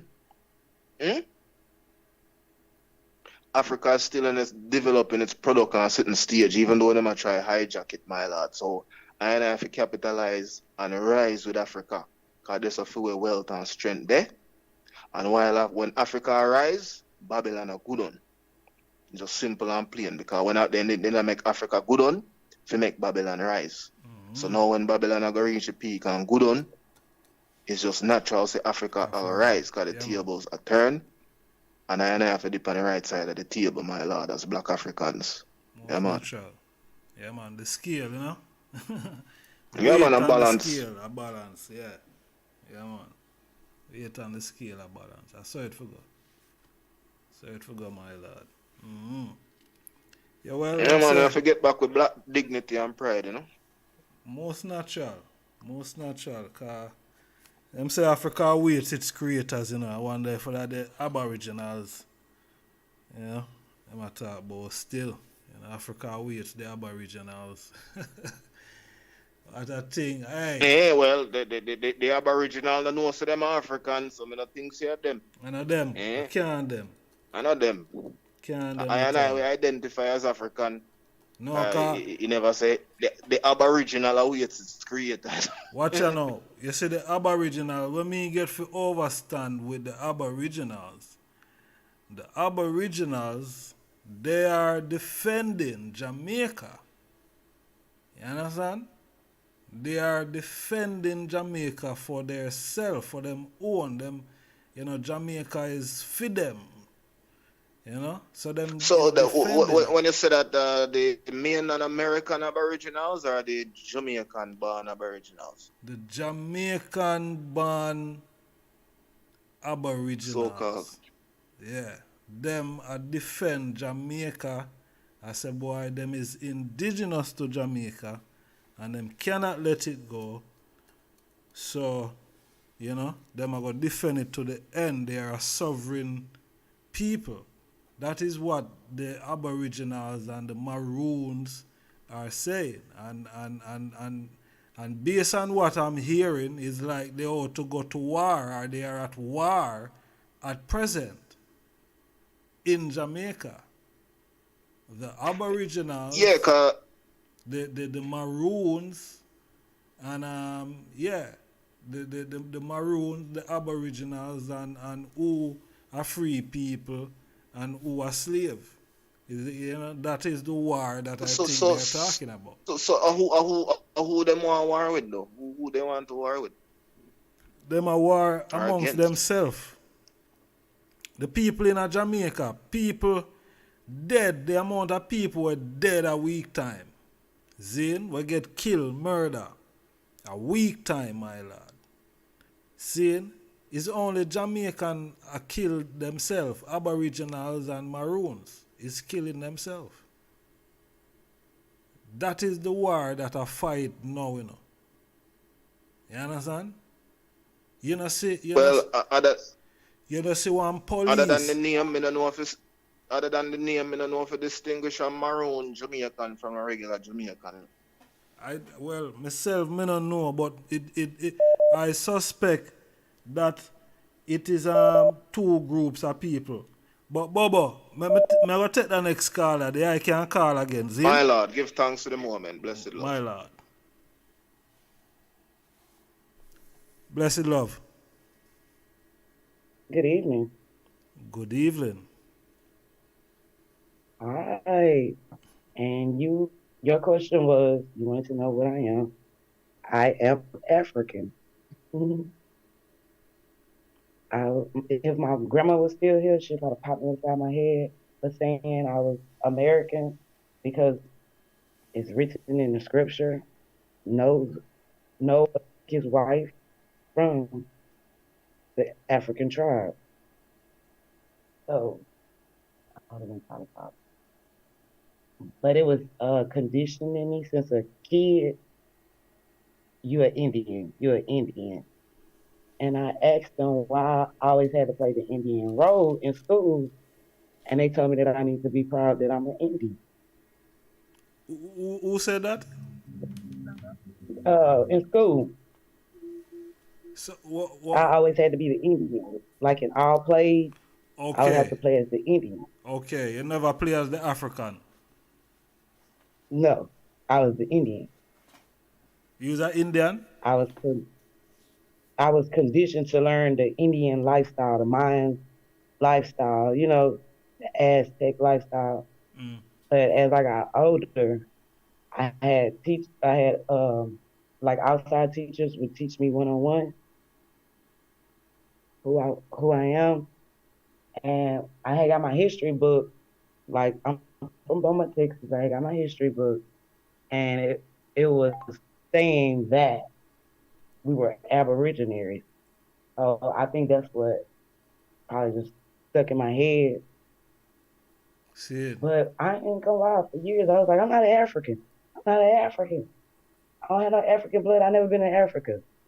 But for years, I was like, no, I'm not African. But I am African because everything I fill out here, I'm an African. I'm identified as an African. So where you said that the I been conditioned from in school to think that It you're started from head start. I think they knew who I was, so the war started for me early, very early. So my grandma would have to kind of like tear down what they was teaching me in school because I would come home, bring it home and show. So my grandma had to kind of boom, boom, boom, boom, knock it down. No, we from over here. We're from here, you know. Mhm. But they was really trying to condition me for America to say that I'm from here. so And do you remember what mom and dad was saying you are? Because probably within that time I know in America, just judging by the tone of your voice still, mhm, you probably would have, the Black Panthers and, all different type mhm, of uprising within, the African American community. mhm. What mom and dad was saying, were they saying, were they telling you that narrative that the eye is African? Was that being taught in the home? We would go straight to the Bible. We'll go to Genesis and start. And she was like, where Noah's wife from? And I was like, okay, you know, he had him an African woman, Ethiopian. And I used to always be like, I don't know how she looked. I think she was pretty. Yeah, I remember that's the people that was on the boat. So stay on the boat with the black woman.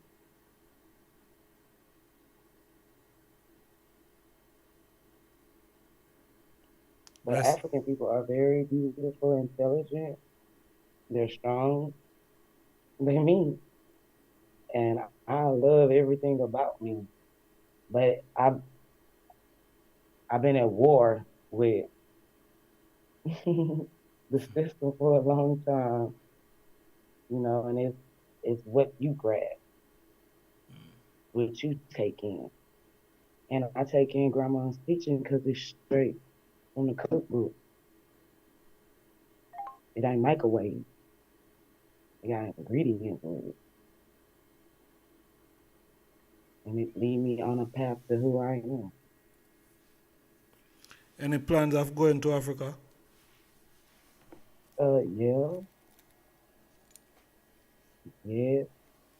If that's our continent, we going home. We going home. This is not a home. We never been treated like this is home. America is not good to us. And they have put in my face as an adult several times that I'm not from here. I'm a refugee. You know, What what they treat what us like outsiders. what you think is stopping black people in general from making that move to say, you know what, we're gonna go back to Africa. What you think is blocking that? Knowledge of self.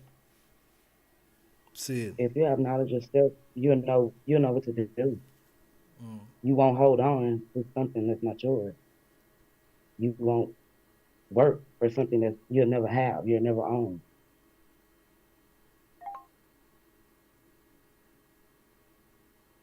There's no love for us here. Why would we want to stay here? We are not treated equal or nothing. And you can preach, you can fall out, you can march. It's This is not a home. true. We gotta come from amongst them. Yeah, man. And This plus, our home needs a lot of tilling. As long as we get there and till that ground, go back to our where we started at, we gonna be all right.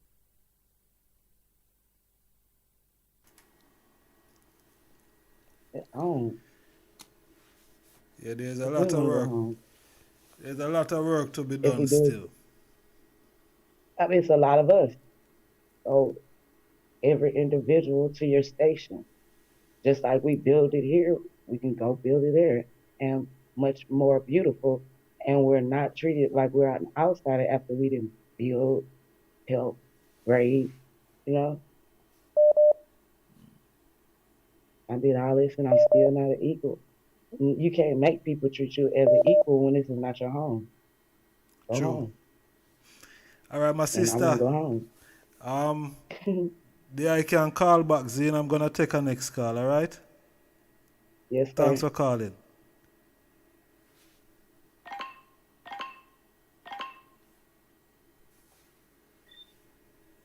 Blessed, Blessed love, honorable family.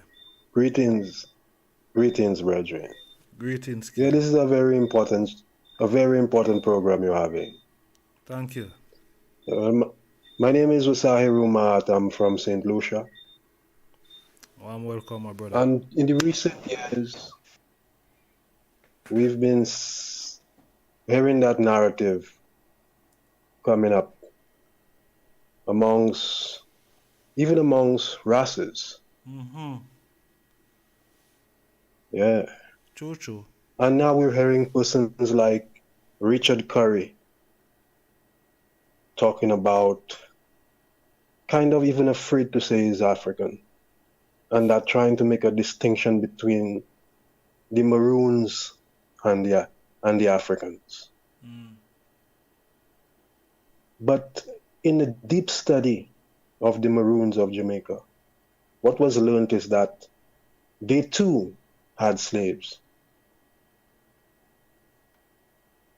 And they were responsible for killing a lot of the freedom fighters, because the Maroons didn't free Jamaica.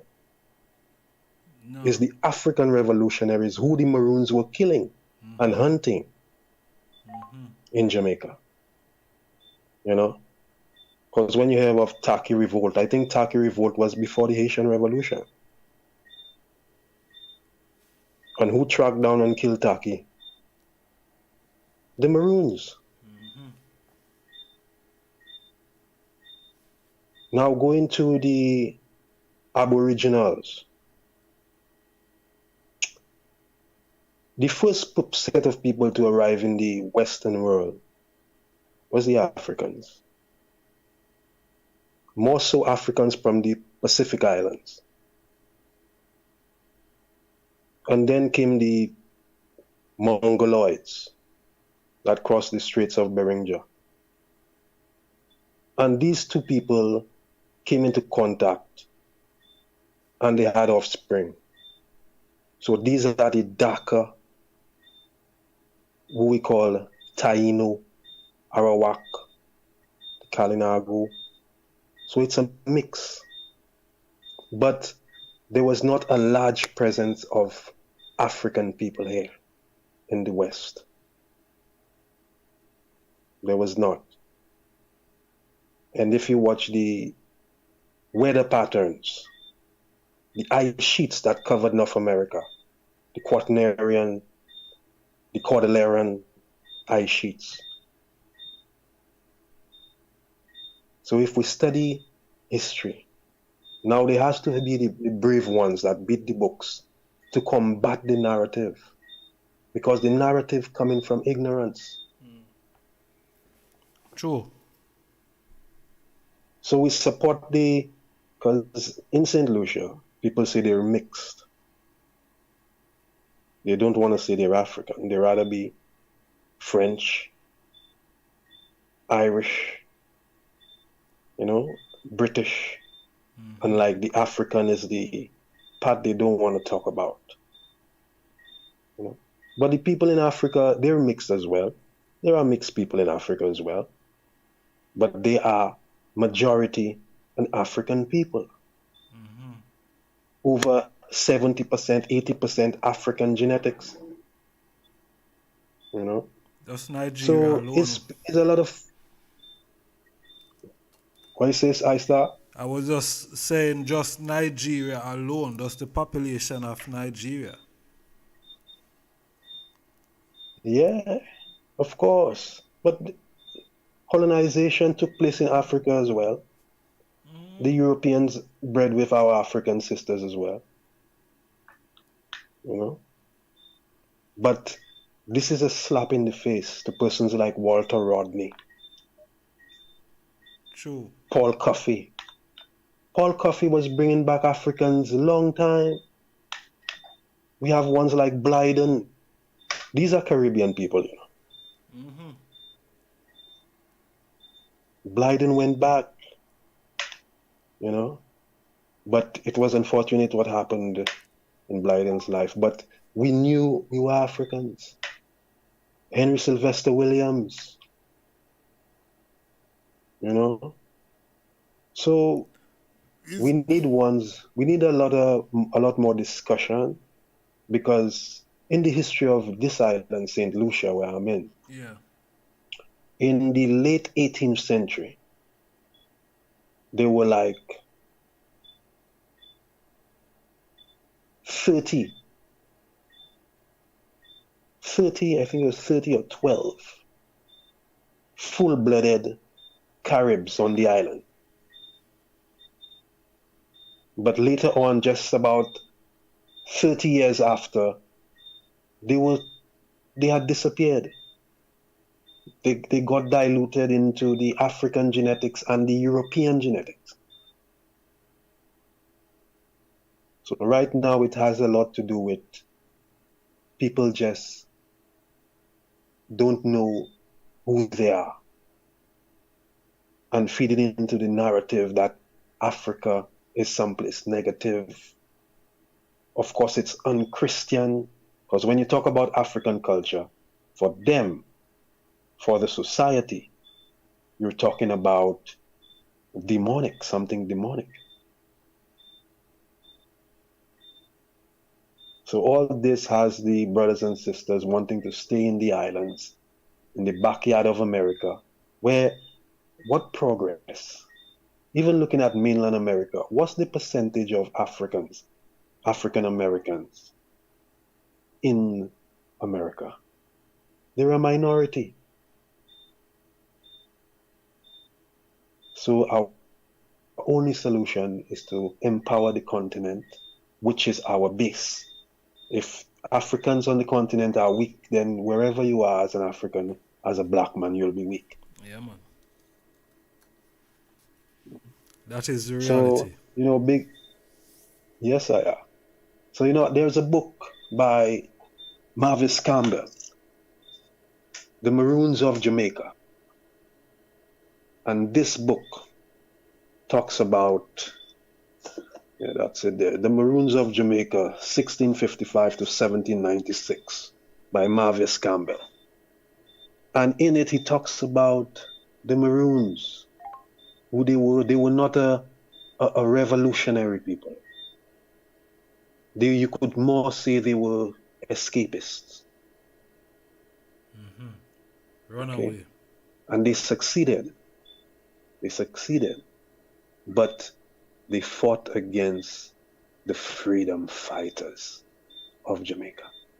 Uncle Jasinep, Dua Nature. Bless up, my brother. Give thanks. Rastafari.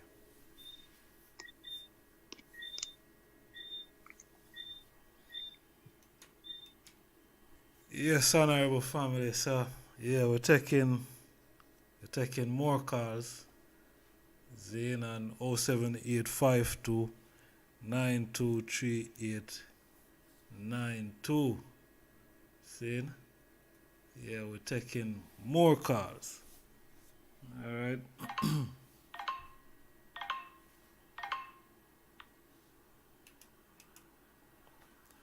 Blessed love. Greetings, brother. Majesty. Honorable. And much courtesy to the ones and ones where they're in a gathering for the reasoning, not true. Every time. Then permit me to add this within the reasoning, yeah? What is that? If if Maroons, they are Jamaica, and supposedly a help white folks catch black folks, or return black folks were in a bondage, slavery, right? Stick a pin right there, sir. It's right there, sir. Stick a pin right there, sir. You have a book where Marcus attacks Africans are trade with Indians, or Indians have interactions with Africans where trade with them cause and them a carry gold tip spears. Cool. We have documentation where show say Africans build Spain, College of Alexandria with a whole heap of people. Run light in the streets of Spain. Do a whole heap of thing before white know nothing about nothing in the Western Hemisphere. So it's fair to say that black people there over here say in the West not buy slave ships only. Because if we're going to say Moors there they are help white, so where them Moors there, where them Maroons they come from? Safe to say them did they already. Because if them never come up on slave ship, what them do? Gain them freedom? Or is it really safe to say black folks were already here? So I'm gonna bring that up for say.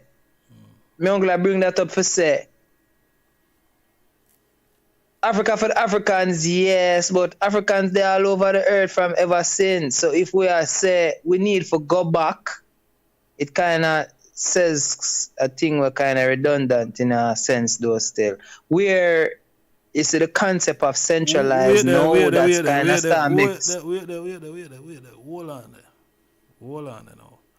Let me ask you some question now, Mija. Zin, let me ask you some question now. There is a Rastafari? Yes, I. Alright.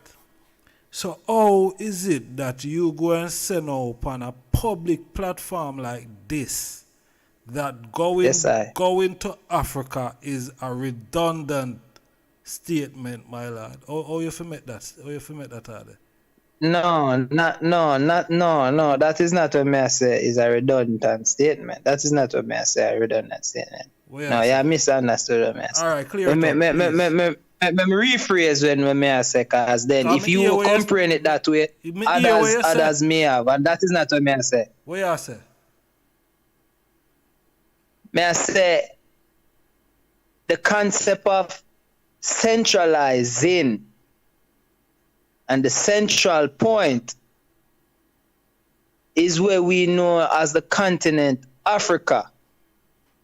Then I comprehend that 100% because then that is where we regroup so we can repopulate and retake over the entire earth, because we never really just subjected to one specific spot when other people start to develop. When other people start to develop, we never there in one specific spot. We did it all over the earth. Despite what the mainstream want publicize, we were already all over the earth. So, which now goes back to what I try to use for validate, if it is a point to validate. How come Maroons, the inner Jamaica, as a different set of black-skinned people, were there before the Spaniards, the English were there? Because if so be it, they were an independent set of black people, different from the ones them that were held captive and brought over. If you over, as we may say. So now that there is people here in the Western Hemisphere already to say that we need to go back to Africa is not necessarily we need to go back to Africa. We need to go to a centralized spot, which is Africa. But with black people all over the earth long before any other people, whether we are talking about skin color or not, for start for there, or build them civilization, we were already all over Earth. There goes the Moors. The Moors, it said, built Spain. What proof? Build colleges. What proof you have that black people did already there all over the earth? What proof do I have? Well, it depends on where you would have considered proof. All right, there's a book. Oh, one book. By Marcus Garvey. There's a book where Marcus Garvey talk about where it even state that the Indians were trading with the dark-skinned people who have gold-tipped spear. And Dr. Van Sertima talk about these things in a whole heap of lectures. Right? All right, cool. When you check Christopher Columbus, because he was a done said from my understanding, him comrade Amerigo sail with him and show him how to trade, how to sail. Him man the real sailor. Him just a man who hire the ship. So the real sailor them are so-called buccaneers, pirates, whichever. The real people them know say black folks were around because that man America state that. The whole of the Western was already influenced by that of the Ethiopians. And them use many different terms to refer to what we that call Africans today as Africans. Many different type of people come from out of the continent, but many of those people were all over Earth already. So if we accept, say, from the counting or from the perspective of white colonizer for say boy, we come over upon ship. Okay, so some of us. All right. So hold on. So what you try to say is this. Because you beat around the bush still, you know. Me there and I listen to you. So what you try to get to is we not have to go back to Africa. Is that what you're saying? Because that's what I get the from necessity to go to right. The necessity to go to Africa is because of the term what we use. Centralize. No, I know that. What you mean? Regroup. What you mean? For regroup is for go back to the source. But at the end of the day, where Europeans are concerned, we were already all over Earth. So let them know where we come from. We know where we actually originate from. But all of Earth are our one. To begin with, every other else people state that. Roman state that, Greek state that, Indian state that. So let me ask you this. Which part are they right now in our Earth? In America, right now. You love being an Aboriginal. You see yourself as an Aboriginal too? Aboriginal. Yeah. Aboriginal at this land? Yeah, I don't know. Whichever land. You know, in America, you come from Jamaica, and you're in America. So no, I'd rather more tell us I'm born in Jamaica. Grew up in Jamaica. Yeah. Some of my years grew up in America. Yeah. So you see yourself as an Aboriginal? As an African? No, as an Aboriginal. Aboriginal at this land? Yeah. Me is an Aboriginal at Earth. There's no part of me now in my days of actually awareness and consciousness subjugate myself to say that I am just of this land. I am of all a land. A man create the boundaries with me for subjugate myself to say I am just this person or I am just that person. Whole of Earth for the whole away. So where you come from then?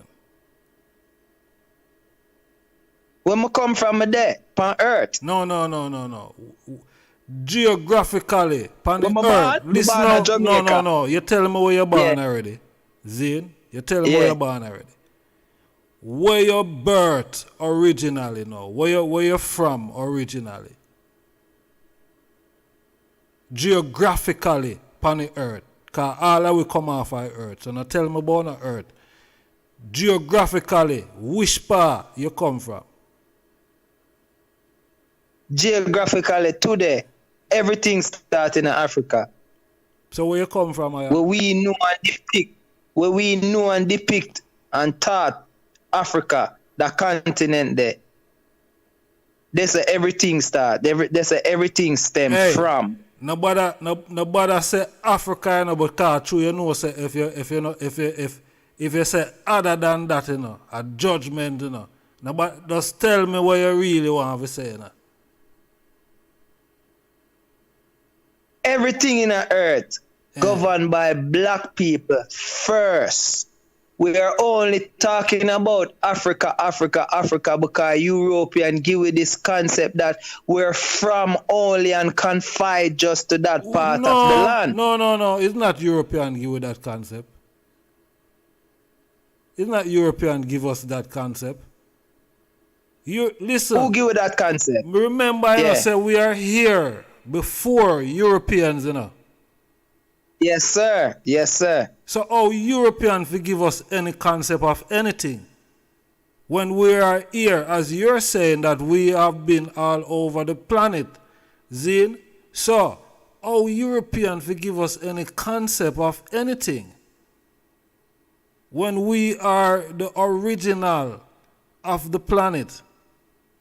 No. Which is a valid question. No. Which is a very valid question. That's why we don't necessarily need Africa as a centralized point. No, we need to centralize somewhere. Let me finish what I say now. Continue, brother.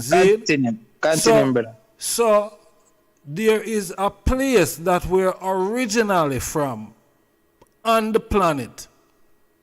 Zin, we are originally from Africa. And that's how everything started. Zin, that's how everything started, you know. There are the clear evidence that black melanated people, Zin, is Africa they're from. Not Jamaica, Zin, not all these other rest of places. Africa.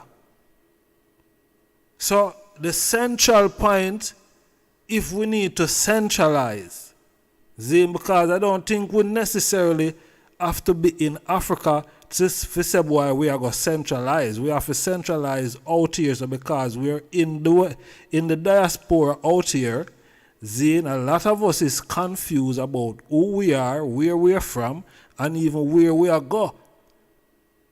You see me I say? So the centralization out here, sir, is imperative. That is imperative. Because we could have never go to Africa with the type of mindset that some of we have now. And a matter of fact, some of we not going ever want to go to Africa with the mindset that we have. Because it's not geared towards going to Africa. It's more geared to, all right, me born on earth, so, you know, the whole earth of mine, so anywhere me there, me all right. That is what we are get today, and that is not the narrative, because listen, we have younger youths that is coming up today, Zin. And if we sell them this type of narrative, we are doing what the Europeans did to us. We are doing exactly what the Europeans did to us, to these younger youths that is coming up. But the only thing is, these youths that is coming up, they are very clever and they're very intelligent. So you're not going to sell them any foolishness and then buy it.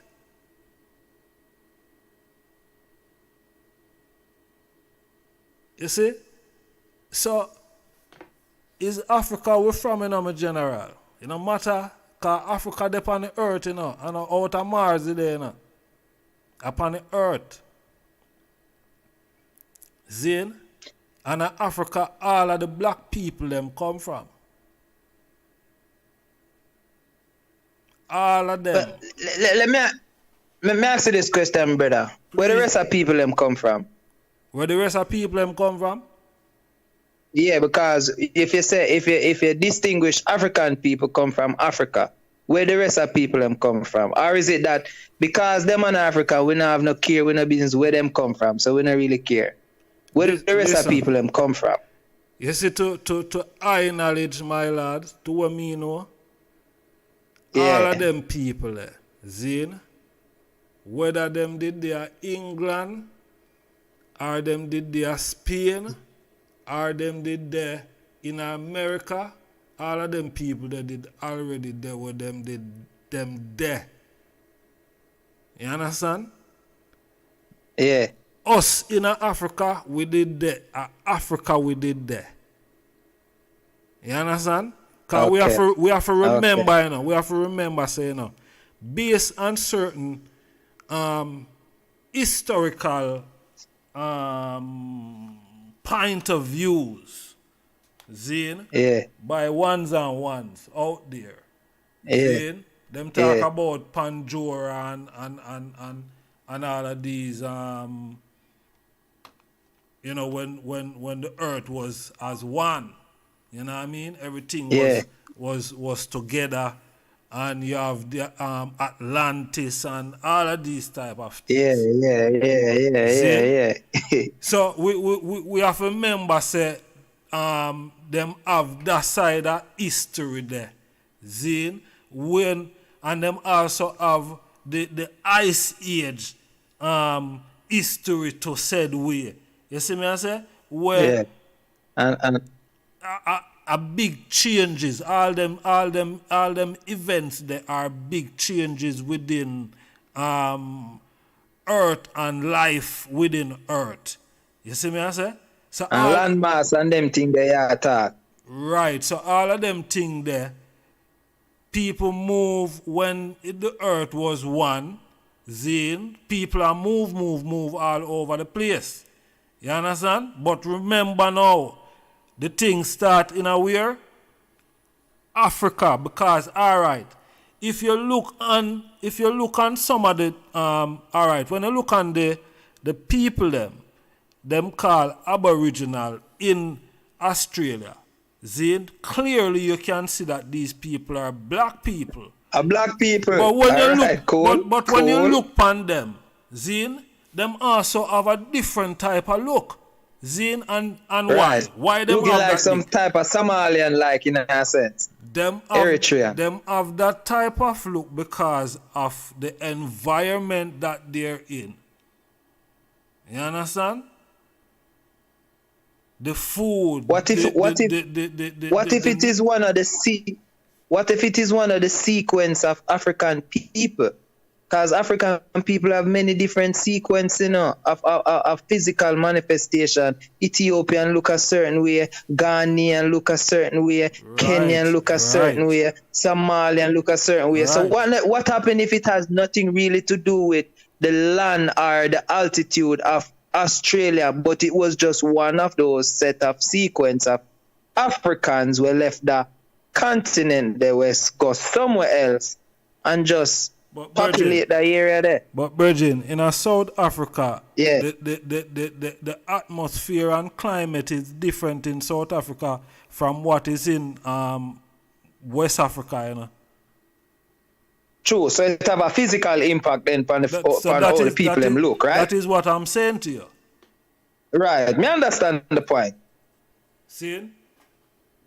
So, you know, we have to understand these things. You know, we have to understand these things, my lad. But anyway, give thanks to you calling a fire. There I can call again, you know. Right? You want to make a next point? Sure. No, well, I mean, again, I think I cite up what me I said was still, because I would just say, I comprehend the fact of the matter that we need to centralize. And if the cradle point, I wish power we start with existence from, nothing wrong with that, but we don't necessarily need to go other part of landmass that for centralize. If we can centralize over this, so we centralize over this and take over Earth as though it was and show love, because of that they make we able to can go everywhere. So if you use the Australian as a point, it kind of legitimizes the same thing when I say, who are these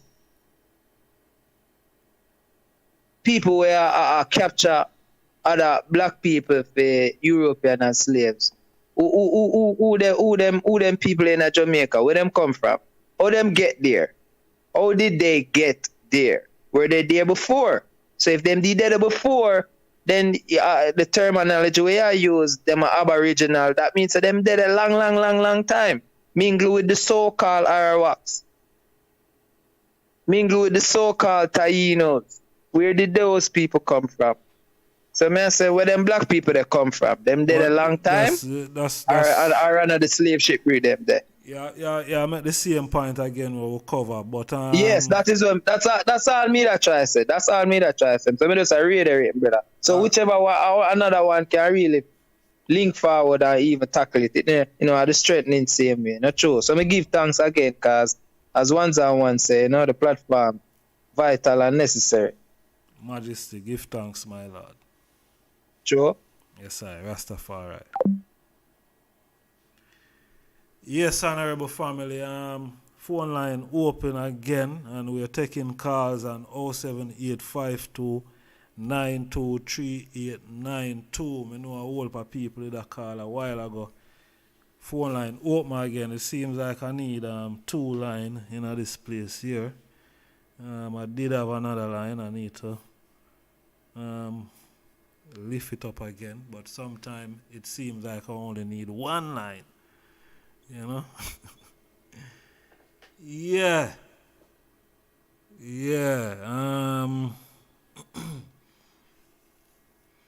Africa. Yeah, like the people, I don't know. Africa is not on the agenda, man. Africa is not on the agenda. Well, it sounds like my voice is making a move. Kind of sound different. Yeah. Okay. I know my WhatsApp. Why my WhatsApp is backing up at this particular time? I don't understand this. Probably why nobody can get my WhatsApp are back up at this time. I don't believe it. But yeah, Africa our place, Africa where we're from originally, regardless. We are one think, or we are one say. That's a fact. You see me? Yeah. Watch them on. We missed 7 calls. You believe that? Yeah. Yeah, man, them can call again still. Yeah, the WhatsApp thing done back up and thing and all, so. Yes, family, so. Yeah, we're there. We give thanks. We're not asleep, or we never drop asleep. And we're here, wide awake, Blessed love. Blessed. Rastafari. Honorable my Lord, give thanks again for life, Honorable priest. How art thou? Blessed love. Yeah, man, life above ground at the greatest position, my Lord. We give you thanks, Yeah. How about the eye?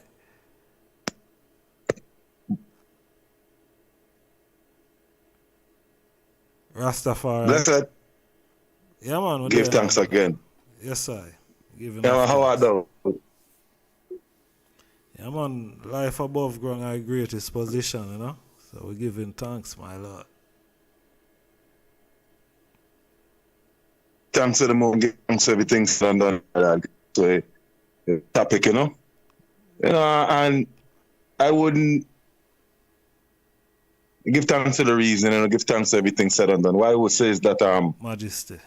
If we look into the root of why this narrative is being taught, is we got to remember that this is embedded deep in the philosophy of Christianity where that they using all these narratives to lead mainly the African people away from their homeland, you know.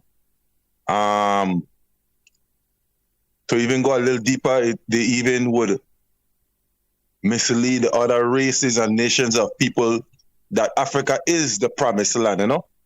So it's like it is a doctrine that was started in a Sunday school, you know. And now we're seeing that seed grow to a tree where that there is a disbelief or a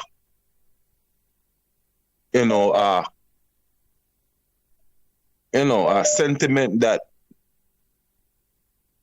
that Africans have some places other than Africa as their country or their homeland, you know. So I would just say give thanks to the reason, because this sentiment, this propaganda being propagated by every, and I repeat, every religion speaking against Africa and the Africans, you know. So I would just share that point for people to realize that this is what they first taught us before we know ourselves, you know. It's a deep down, root of evil, what comes back to basically saying you hate yourself, you know. So I give thanks to this reasoning to bring the information and dispel that false propaganda used by every religion to discredit the Africans and Africa, you know. So I give thanks to the eye and the vision of such a topic, you know, because when I first read it, I was like, wow. I remember the narrative going around the internet lately concerning these people and, these people that look like Africans, not claiming Africa or don't wanting to go back to Africa, you know.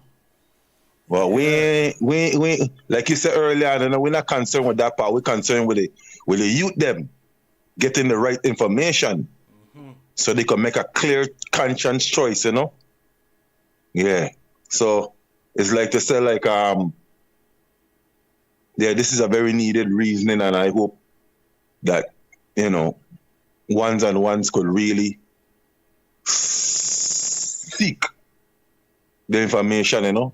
I know that is the greatest conspiracy on the earth of all conspiracy theories, you know, which is to get the Africans to hate themselves and to hate Africa, you know. So this is the root of Christianity, my lord. This is the root of the evil white world doctrine, you know, to cause like I was saying earlier, a divide and rule concept, you know. Yeah, from a kingdom divided against itself, it can't stand. So if you got black people with locks or black people without locks don't want Africa, but they're around Africans, then it gonna always be a gripe with who think what means why, you know. So it's a divide and rule concept. It's a divide and rule strategy. So I give thanks that I am here to dispel such, inconsistent narratives about history and prophecy, you know.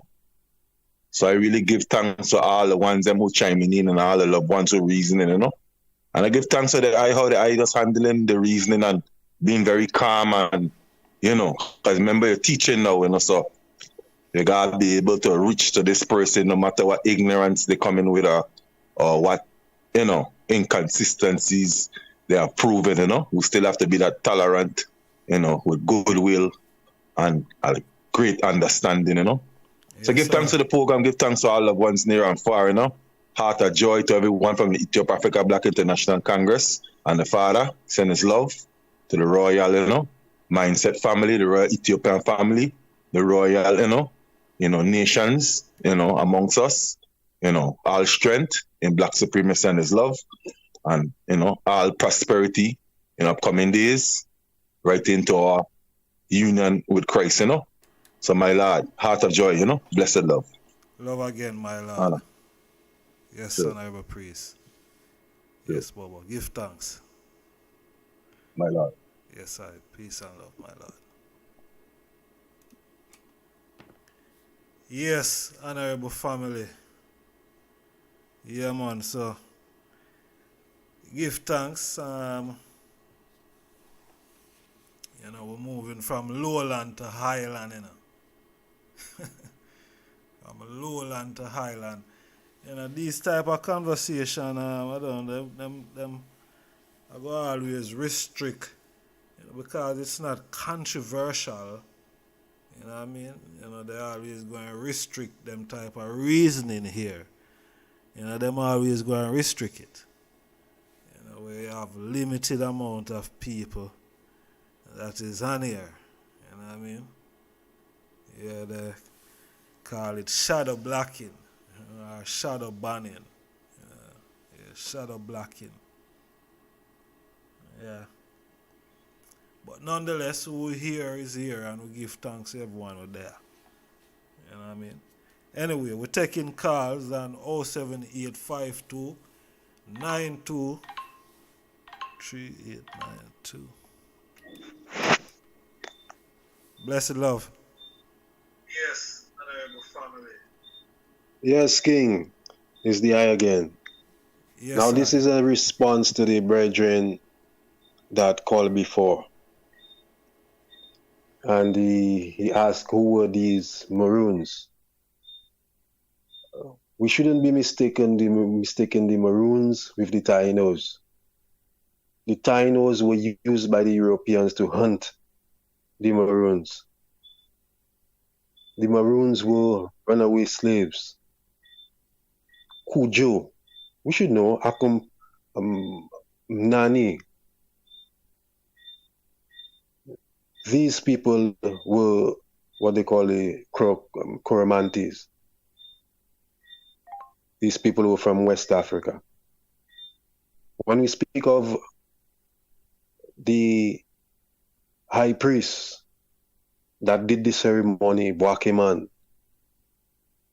before the slaughtering in the Haitian Revolution, Dirty Bookman. Where was Dirty Bookman from? Where did he come from? Africa. Jamaica.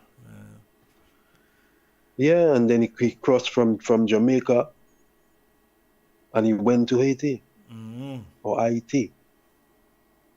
And what did he say? Let us put away those European gods and return to our African gods. Toussaint, Dessalines, where did their grandparents come from? West Africa. So our history is clear, especially in the Caribbean. And we know the Taino, we know the Amerindian. We still have them in Guyana. We call them the Bokman that live in the forest. So we're not mistaken as to who we are.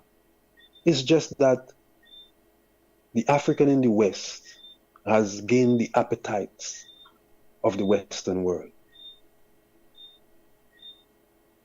And he doesn't want to give up the Western comforts that he thinks does not survive in Africa. You know? So it's just a matter of us not wanting to leave the backyard of America. Complacency. Yes. What happened recently? What happened recently with Venezuela? How many of the Caribbean islands sided with the US? And how many stood against that? So we'll always be pawns in the Western world. You know about the Monroe Agreement that prevented any other power coming to try and claim anything in the West, that America run it all?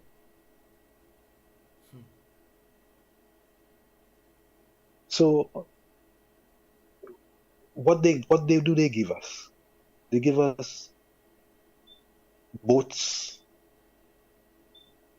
police vehicles for us to police each other, for us for they themselves to control the waters. So we cannot forget the geopolitics that run in the world and not stick ourselves in a fantasy. We know the black man was all over the world. We know we are the first people.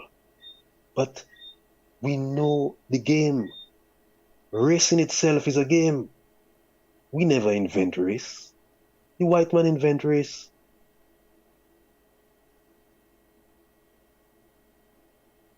So there are rules in the world that you must abide by. The first thing the human being learn is together you're stronger. And the world is a harsh place. And we never invent race. It's the European invent race. But we know the importance of coming together. And we know where the base and the foundation of the earth is, where all the minerals is. If Africa closed all its borders, the whole world will suffer. And while we don't want to go Africa, the rest of the world is rushing in. What resources do we have in the Caribbean? What ownership we have here? You know? So these are the things we have to think about and stop living in a kind of fantasy. You know? Bless Yeah, up. reality that. You know what I mean? Yeah, man.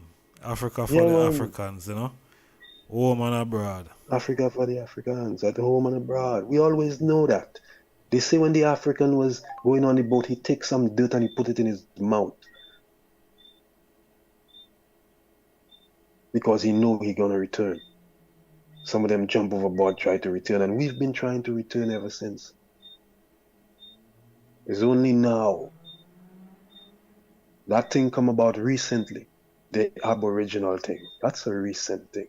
We always know we're Africans. We never lose that.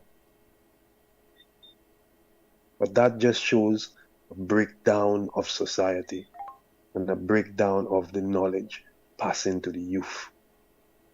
That's all it shows. Yeah, man, reality. Yeah, man.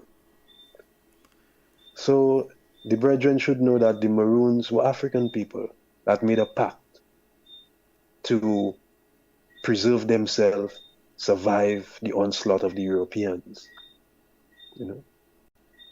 And they protected themselves, looked out for each other, raised families, but they made a pact to hunt the runaway slaves. If they find any runaway slaves, to return them. They were used by the Europeans to fight the rebels and the true revolutionaries of Jamaica. So these are facts. You know, these are facts. And we cannot be confused as to who were the Amerindian or the Kalinago and who were the Africans. Because as Caribbean people, we know. Because some of them we have their blood. Some of them we have their blood. But majority, we're African people. So why should we claim 0.5% or 1% of Taino and neglect our 80%? And I'm sure we'll find a more percentage of European in our DNA than the Taino people.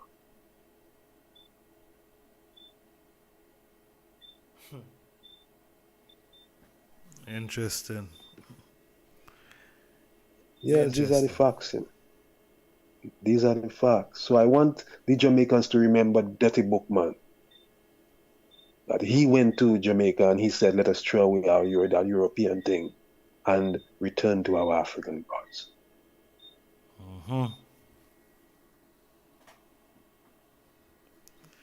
So we always knew who we were. Who we are, you know? Yeah. Rastafari. Rastafari. Yes, sir. Give thanks. Yeah. Yeah, man. Give thanks again, honorable family, all the time. Okay. That is the time. All right. I think we have about 20 more minutes in the building. We're going to seal up at 3 o'clock on the dot. You know what I mean? I think 4 hours is, 4 hours should be good enough. You see me? And see, YouTube is doing everything for kind of, stop these type of reasoning or, don't have the people them here, but just ask them for like and, share, if them can, Yeah, man, like the video and also share. Would appreciate of that. For help getting the word out there. You know what I mean? Yeah, because YouTube has stopped, for them. We only do a thing pan the thing, And them do everything to oppose it. I don't know why. Restricting the viewings. It's because it's not some type of controversial with some reggae artists and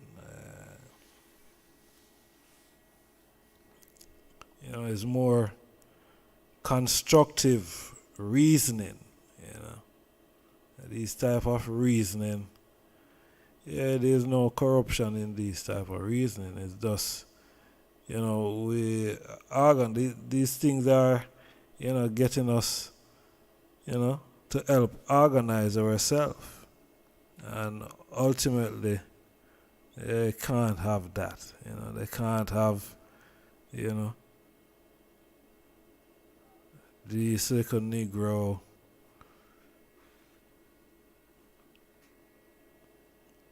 I tell the people themselves organize and centralize, You watch this video, you just check the views after this video is done.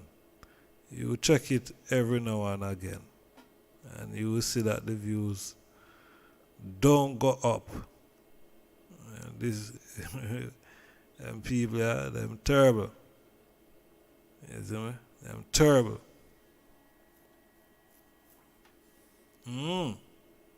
But the message is what is important.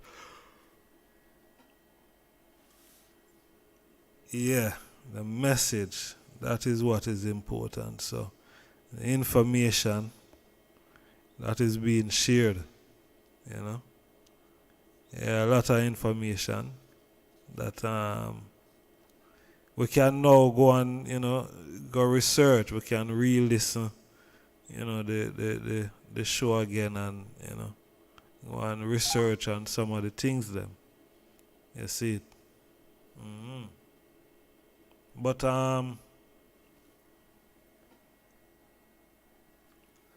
yeah, as we are say, we are African people. And we're not Aboriginal. If we check the the meaning and the definition of the word, it doesn't coincide with African people. So we have to understand that. And don't buy into the narrative, because I see a video the other day where this white virgin said, boy, Africans is not indigenous to Africa. The white man from South Africa. I said this. And I said, I'm going to have to find that video there and come do a show about it. Alright, on it. But I see a black man, I see, the video on YouTube, yeah. Yeah, where I say, boy, Africans is not indigenous to the continent. Is Europeans who, you know. So I beg your pardon. So you see, if you have people where I saw them type of narrative there, Zane, and then you have this Aboriginal thing, yeah.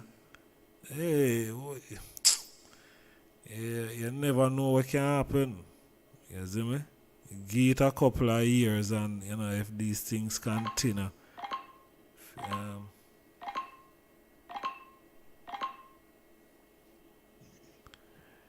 Blessed love. Blessed King. Yes, Farai. Well, go on, my brother. Yeah, we're there live on the program, you know. Oh, you're there on the program, live? Yeah, okay, you're not, okay, I think so you did a listen. Oh, no, I know that. Okay. I want to tell you, say, I call in for give the higher reason, so I don't know if you could have put me on live then. Well, you know, it's a particular subject matter where they are talk about. Oh, okay. Because where I'm on that, they don't want to show the man still is the selling out of Hope Garden. The one vineyard for the Jamaican people been sold out and chopped up in pieces. China get piece, India get piece, Kenneth Benjamin get piece, and you don't have no more free access in here anymore as a Jamaican citizen. But I guess it's a topic where the I can call me when you want to deal with it. You know what I said? They're selling out of everything in the country, you see me? Seeing, well, right now. You can give me an interview. Right now, what we really are looking on right now, we have about 10 minutes left on the platform. Yeah, still, we're out for seal up in the next 10 minutes. But we are looking on who are we in the diaspora? Are we Africans? Are we Aboriginals? Right. Oh, I see what you're saying. Going back to history. Yeah, man. So, may I ask the other question there? We are what? We are Africans or we are Aboriginals? Boy, as far as my education coming in a RAS, is Africa, me always I hear about, you know, brethren. And as, you know, my small amount of teaching where I man get, you understand me? My mother and father, great grandparents, they are African. And we were moved from Africa to the Caribbean, to the US, and to other parts of the world. You understand me? See. Right? Yes, even though them go ahead, my brother. Yeah, man, you go ahead, man. May I listen, yeah, man. Yeah.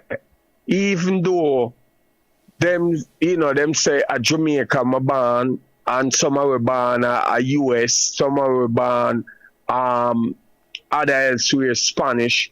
But until now, I don't believe that we are accepted as Africans, black people in the whole world. Because if you look on the treatment of all black being treated, you understand me? It becomes, if you are not light skinned black, where you have little easel and thing, you don't get certain position. If you are too dark, you sit at the back of the line, and at the back of the train, and at the back of the bus. And if you are dark skinned and black, and extra black as a African, you are more easier to pick on. A police car will stop at your foot and pick on you and dig you up more than a man where have look a pretty hair, him and pussy eye, him will get a getaway pass to go through. While if you black, even in my country here in Jamaica, right, I have been driving many times and police pull me over. And when me show him my ID, him give me a look of respect. But when me never show him the ID or anything, him, hey boy, come out of the car, I want a search of the car. or when you go to a store, you understand me, they make it know that you're black. You start being followed, them start follow you around. Or you go to one of the hotel on the North Coast, you understand me, you sit at the table and them go to the white people and before. And it's our brothers and sisters even doing all these things. Them instead of them come to you and treat you first. So, you know, I consider myself as an African, my brother. Rastafari. Yeah, man. I'm good with that. You man. understand me? Yeah, man. Good with Yes, sir. And can I add one more thing, my brother? Yeah, man. Yeah, man.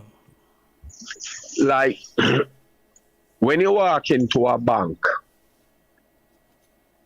and you sit and the teller, the only time the teller really start to smile with you is when she go up on a computer as a black man.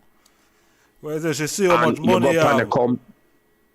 Right. Yeah. Then you see that warm welcome come into you. Mm-hmm.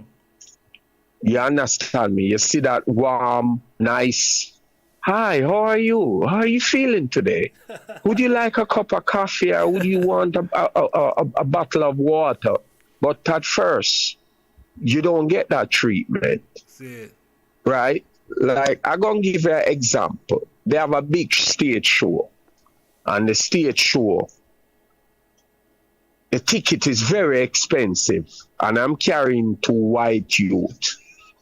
And I could have used the 2 white youth and walk past and go straight in the stage show, go to the VIP section where the big wigs them at. And only reason, and one of the ticket costs at least 28,000 to 30,000 to get in that venue. And I walk past with 2 white kids, go right in. And nobody say a word to me.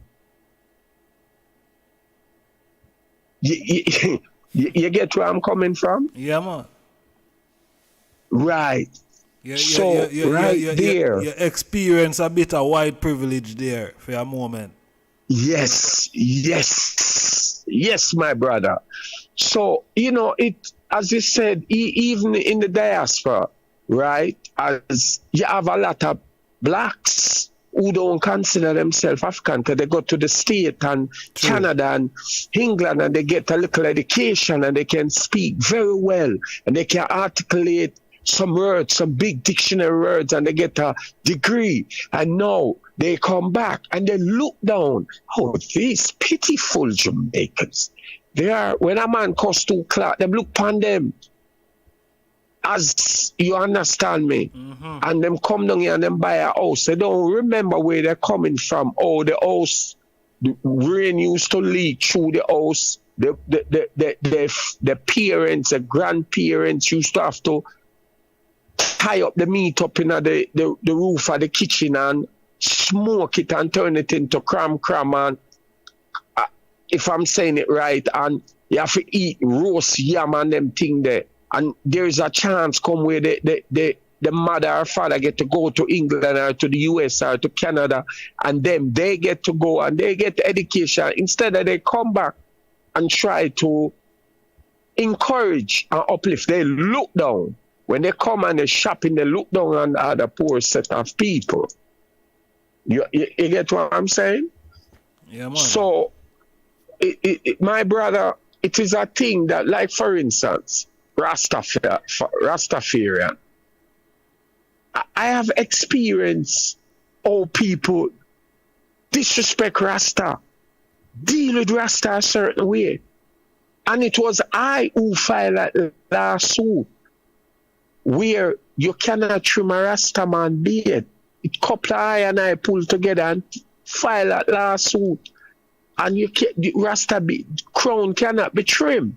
Why some you put down and say my religion is Rasta? Because we use the Jewish law that you cannot trim a Jew man. You cannot trim him beard. You only can ask him to keep the beard at a certain minimum. But you can't take scissors and trim him here and trim him in beard and them something there. So we use that and we win. And that happened in the state of New York. You understand me? See it. Right? And if a Rasta man don't eat only kosher, he have to get a kosher meal. If him not mingle with meat, no fish, none at all, you can't give him that. He must forget a kosher meal, a vegetable, whatever they serve as kosher to his life.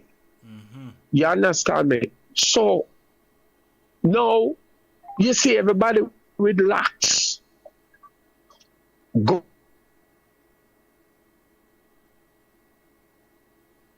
Gay man, everybody with locks now and say them a Rasta and them a Silas. You understand about them and a Rasta. But people don't discriminate against them now.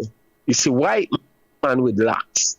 You understand me? So, but soon as you as a black person try to make a step up in certain part of life or get certain thing, there's a lot of red tape. You understand me? But if you have money, your red tape will cut quickly. But if he's a struggling man, I try to climb the chart, you try to put a music together, you try to do something, you have a lot of setback. And being black, you understand me? True, it means being backwards for them. Only if you have something that they want, you have some sort of talent and they see they can take your talent and use it and make millions of dollars, then them push you up front, my brother. True. You know, and it's you know, it's so sadly the way of life. Like, all right, the police force. What do you think the police force is about? The police force is being used by the wealthy, by the politician. The wealthy fed the head of the politician, and them say, listen, some boy the next door I broke in my place. Some boy the next door I give me a hard time. Every day them there at my door I pressure me for money. Sometimes I extort them, you know. But the man, them hungry, and you know, them community, and you make money out of them community because you can get goods and values. And the man, them come to your door and say to you, so boy, boss, so give me a little thing, I could go put on some pot now. Then call the commissioner and say, listen, these guys extort me, and the commissioner, him carry one package of money, go give the commissioner. Commissioner call him deputy, this, that, and pass it down the chain and send police. The same black man come kill you. Like how there's the same black man sell out them brother to the white man for meat and donkey and gun. When are good. You understand what I'm saying? So the only time they see we fit is using us to protect their wealth. You understand me? Yes, my brother. Only time. And that's why a lot of I and I have to run away and go to other foreign country to have something. Question. We have 3 more minutes left on the platform, yeah, Major. 3 minutes. You hear me? Yeah, man. Me I hear Bless. Man. Question to the eye. Yeah. Why you think so many yardmen go off foreign? Go sell drugs?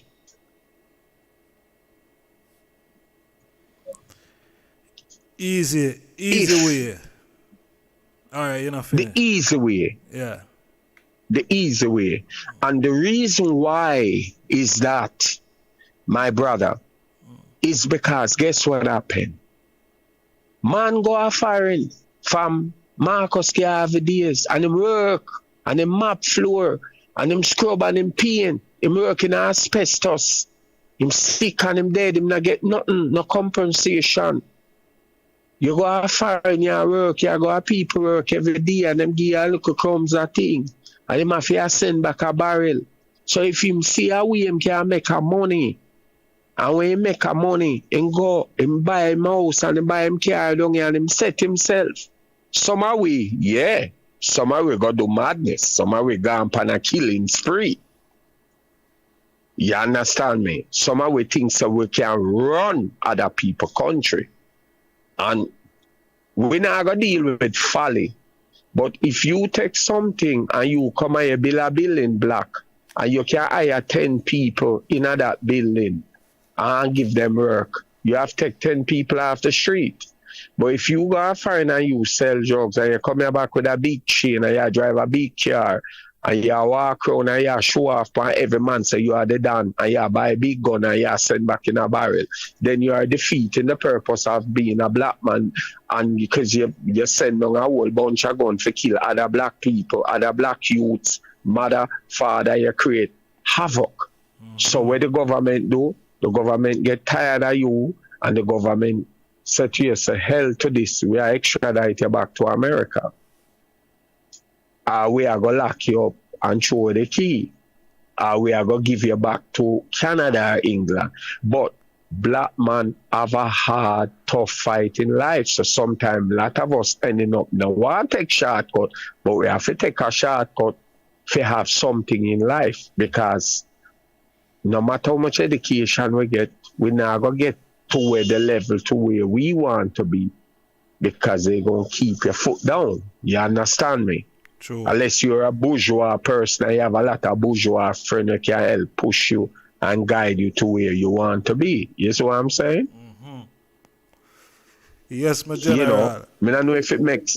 Yeah, man, it makes sense, man. Everything what I say makes sense. But here, we're out of time. You know, see. We're out of time on Yes, the my platform, brother. Zane. But yes, my brother. No, we are going to link offline differently and do what we're yes, supposed my to do. brethren. Brethren, let me tell you why I like your program. Can I just leave this video quickly? Man. Quickly, yes. You sir. see, one of the things I like with your program have a listening ability, and you as a man, you expand upon the logic point of life where people are go through and things that need to be fixed. And the only time, if we don't bring certain thing into the light and a man listen and say, boy, you know, it's a true thing the Rasta talk. Not for we need to stop the folly. Not for we need to stop the killing. Not for we need to stop talking about labor right and PMP. Not for we need to start to re-educate yourself and come up with better ideas so we can make commitment and make work and raise a black family. But, my brother, I know you're out of time. Blessed love. I love again, and keep man. the link here, sir. True, my king. We are going to link, man. We are going to link. Yeah, man. And when you come a yard, brother, link me. Vehicle there for your drive. You don't have to rent nothing. You're good. Me have that lock. I know the thing now, man. See? Yeah, man. Yeah, man. One day, me I gotta do a face-to-face talk, and you see more I am and where I am and I come from. You see me? True, my jaw. So that's the God now. Blessed, my brother. Yeah, man. Love. Love. Blessed love. Quick and fast. Blessed love. Blessed brother, I just how are you? Yeah, man. I'm great. How is that? This is Brother Kwame in London. Brother Kwame. Blessed love. Yeah, friend of Brother Kudus. Yeah. How you doing, brother? Yeah, man, I'm great, man. There is in the chat room, right? Yeah, that's me, yeah. Yeah, give thanks. Brother, I just you're an inspiration, right, man. Everything you said, I mean, you've said it, you've hit the nail on the head. Because it's about time, yeah, we Africans accept what we are. Because we are the first people on this earth, and we have no excuses of trying to, just dispute that we're not African and so on. We are Africans, whether we like it or not, my brother. True. Because everything started for us back home. We were the first people to invent remedies. We're the first people to teach maths. We're the first people to speak languages. We were the first people to invent the calendar. We're the first people to invent so many things on itself. So why are we always put ourselves down? No. I guess. I just don't get it, my brother. I just don't get it at all. And you know, it's the sister who called me, who rang before. I mean, I love her so much. She deserves a lot of love from me, man. She spoke the truth totally. that she's even a stranger in someone else's land. I'm also the same thing, my brother. I mean, we are strangers in someone else's land. Yeah, man. Yeah? Yes, Europe and America is not our land. Africa is our land. True. We're here because we were, so right, some of us migrated to this country, but mainly because we were brought into someone's land, but illegally. We were brought into someone's land illegally, where they humiliated us, manipulated us, to get us to be so self-hateful against ourselves. Reality. Yeah, man. And Because you look at it, man, our stars. If you go to any of our people's homes, yeah, in the so-called Western Hemisphere, they have a picture of white Jesus. It's obvious. It's the European that painted this to confuse you. How do you know Jesus was European? How? Because the European told you. No, man. They're using mythology to get you to turn against yourself and buy into their lies. True. And we've been doing that for more than 400 years, brother. A long time we are doing it. Look at how, we did so many things in this, as Africans. We studied the moon and the stars and the planet as a whole. We taught, like I said, we taught maths, we taught law, we taught linguistics, etc., etc. So what's going on? What is going on, man? And our great kingdoms, you talk about like Kemet, Dahomey, Songhai, Ghana. Oh boy, and I'll tell you, yeah, we're gonna have we are bringing in babies. We must speak our languages to our babies as well. Yeah, no use just saying to them in the language. Yeah, speaking to them in the language like they should, and so on and so on. We must encourage them to speak our languages as well. We must, and we've got more languages than anyone else, my brother. We've got more languages than anyone else. What's our excuse? Yeah, man, that's a fact. Anyway. All right, brother. It's good to hear from you, yeah? Take care of yourself as always. Likewise, my brother. More love and strength, man. And give thanks to the call.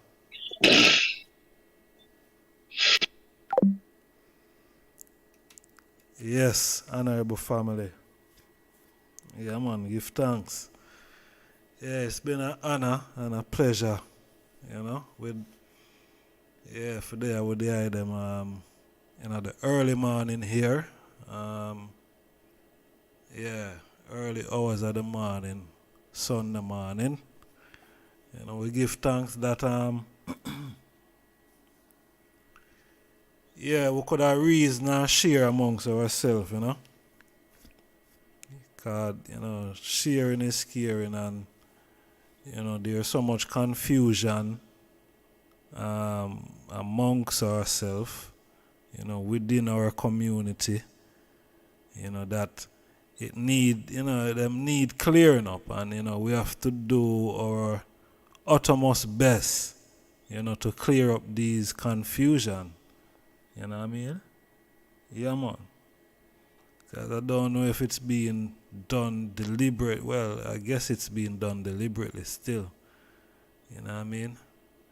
IRS, bless up in a family, manners and respect. Zane? Yeah, I guess it's being done deliberately. So, we have to have them type of reasoning, and we're going to continue to edify ourselves and uplift ourselves in righteousness of salvation. See? Yeah, man, and empower our, you know, black African self. Yeah, man, because that is imperative. You know, we have to empower ourselves, you know, in all areas of our life. See? Yeah, so I want to say manners and respect, peace and love. If they them haven't pushed the like button, please do so. You know, we are going to make a move. If you haven't subscribed to the platform, please subscribe. If it's the first time they are them there with us, we'd love to have the item here on the platform, Zine. I think we are going there later on in the evening. Zine, later on in the evening, we are going to have another interesting